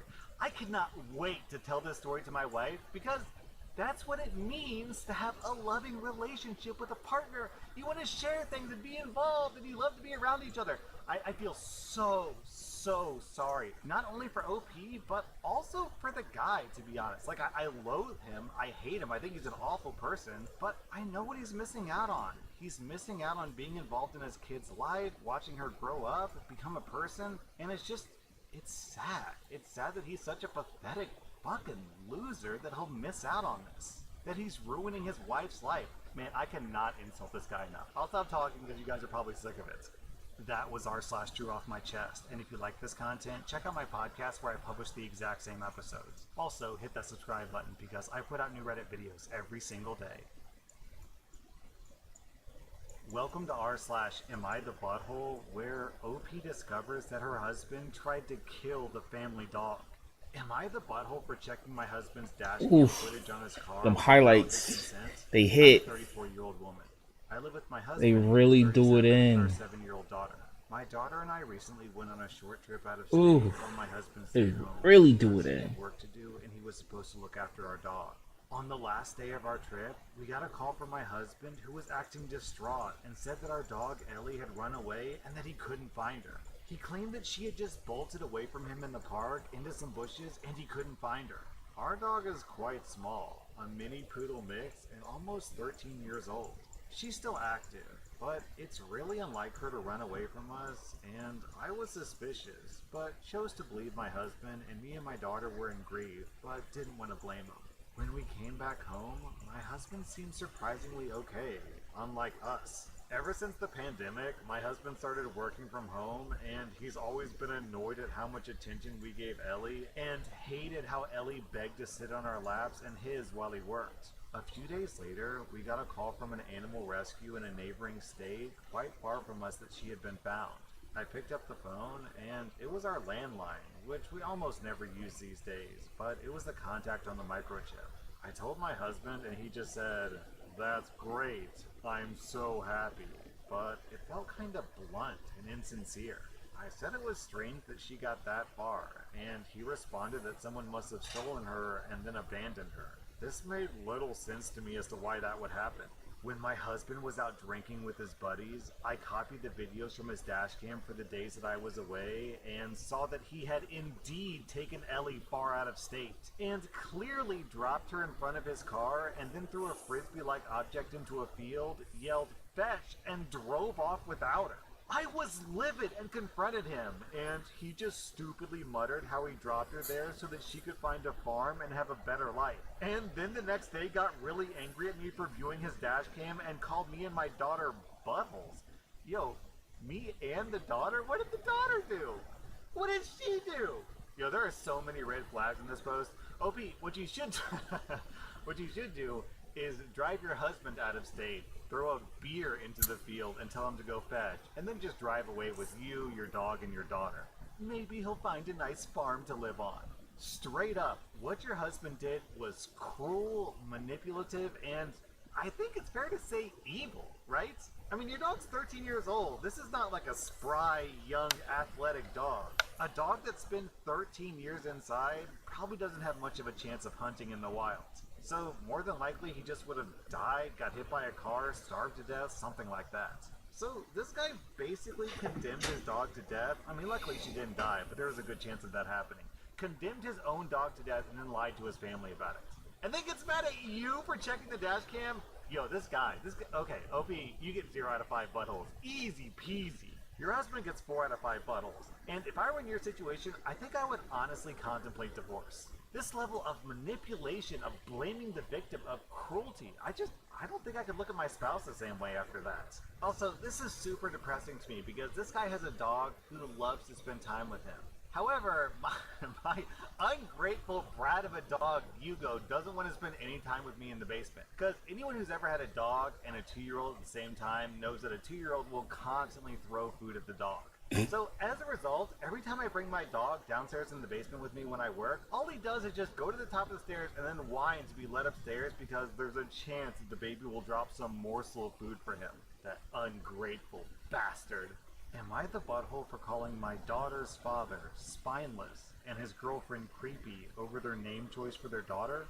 I ended up falling pregnant with my now 10-year-old daughter during a drunken hookup with a friend in my mid-20s. It's not the most glamorous or flattering truth, but it's the truth all the same. When we found out, we decided to keep the child and co-parent while remaining friends. We were never a couple, and we didn't want to be one either. 4 years ago, my baby's father began to date his long-term girlfriend, and they moved in together last year. She fell pregnant, and I've been supportive to both of them as much as I can without crossing any lines. I've encouraged my daughter to help out whenever she's staying with them during the pregnancy and to behave. I've also made it clear that I want the children to have a close relationship despite having different mothers. I've even said that if they're comfortable with it, on nights when I have my daughter, I'll babysit. That way they can get alone time and my daughter can spend time with her sibling. All in all, I thought that everything was great, and I was excited for my daughter to have a sibling because she's always wanted one. But I had no interest in having another child. 3 days ago, my daughter's father and his girlfriend had a daughter, and they asked me to bring my daughter to the hospital to meet her little sister yesterday alongside some others of the family. So I did exactly that, but when they introduced us to the baby, I was shocked. They had named their daughter my daughter's name. My ex's girlfriend didn't seem to have any issue with this when she introduced the baby bold as brass. My ex seemed uncomfortable and wouldn't look at me directly. I asked what they were playing at which point my ex's father said that he would take my daughter down to the cafeteria to get something to eat and left me with her. My ex told me to calm down and not overreact, while his girlfriend told me that she didn't see the issue and it was a pretty name. I asked them if they had named the baby after my daughter, but his girlfriend said, no, it's just a pretty name that I like.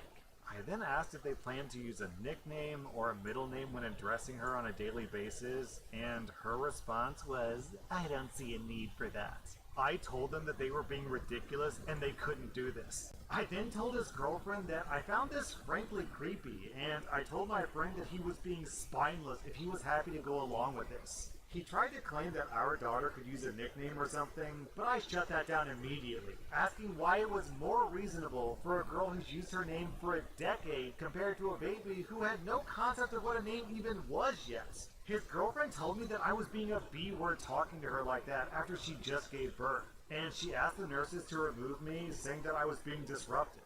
Maybe my temper is running a little too hot, though I was too harsh on her when she just gave birth. It's just so effing weird. Yeah, I agree with you, OP, it is weird. What I can't figure out is, why is the girlfriend doing this? Clearly this is intentional. This is not just, oh, I think the name is pretty. She has some sort of malicious reason for it. I just can't wrap my brain around why. Oh, the top post. Okay, this might make sense. From Parsimony Salad, he says, from the outside, it sure reads like she wants to replace her partner's affection for his first daughter with the new baby. Of course it's creepy. Ooh. Yeah, that's a possibility, and that's repulsive, if so. The funny thing is, since it's the same father in both situations, it's the same first and last name. How could your friend, your ex, whatever you want to call him, how could you even call him a friend at this point? How could he be okay with this, insulting his first daughter, and causing these weird, identity issues between his two daughters? This is bizarre. This is creepy. I'm on your side, OP. Fly Runaway says, I suggest you look into changing your daughter's last name into your last name. At least then they won't have the same full name, and she can get some distance from her creepy father.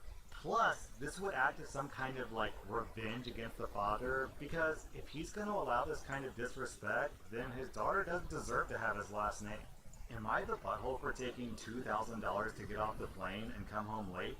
Delta gave me $2,000 to skip my flight. This is $2K cash. The flight looked like it was going to get canceled anyway, and it did. So now I have $2,000 and a hotel stay. But my fiance is mad at me because I chose the money over coming home. But it looked like the flight was going to be canceled. Not to mention I called once and texted once to ask her opinion, and she didn't answer either, so I had to make the decision by myself. She claims that because she's been in a semi-depressed state the last days, that it's crazy of me to ever make that decision. She hasn't communicated to me very well just how bad she is right now, though. Last night when she spoke, she seemed better. Okay, this is a super short post, and there's not a lot of context, so it's kind of hard to judge. It kind of feels like one of those situations where she's expecting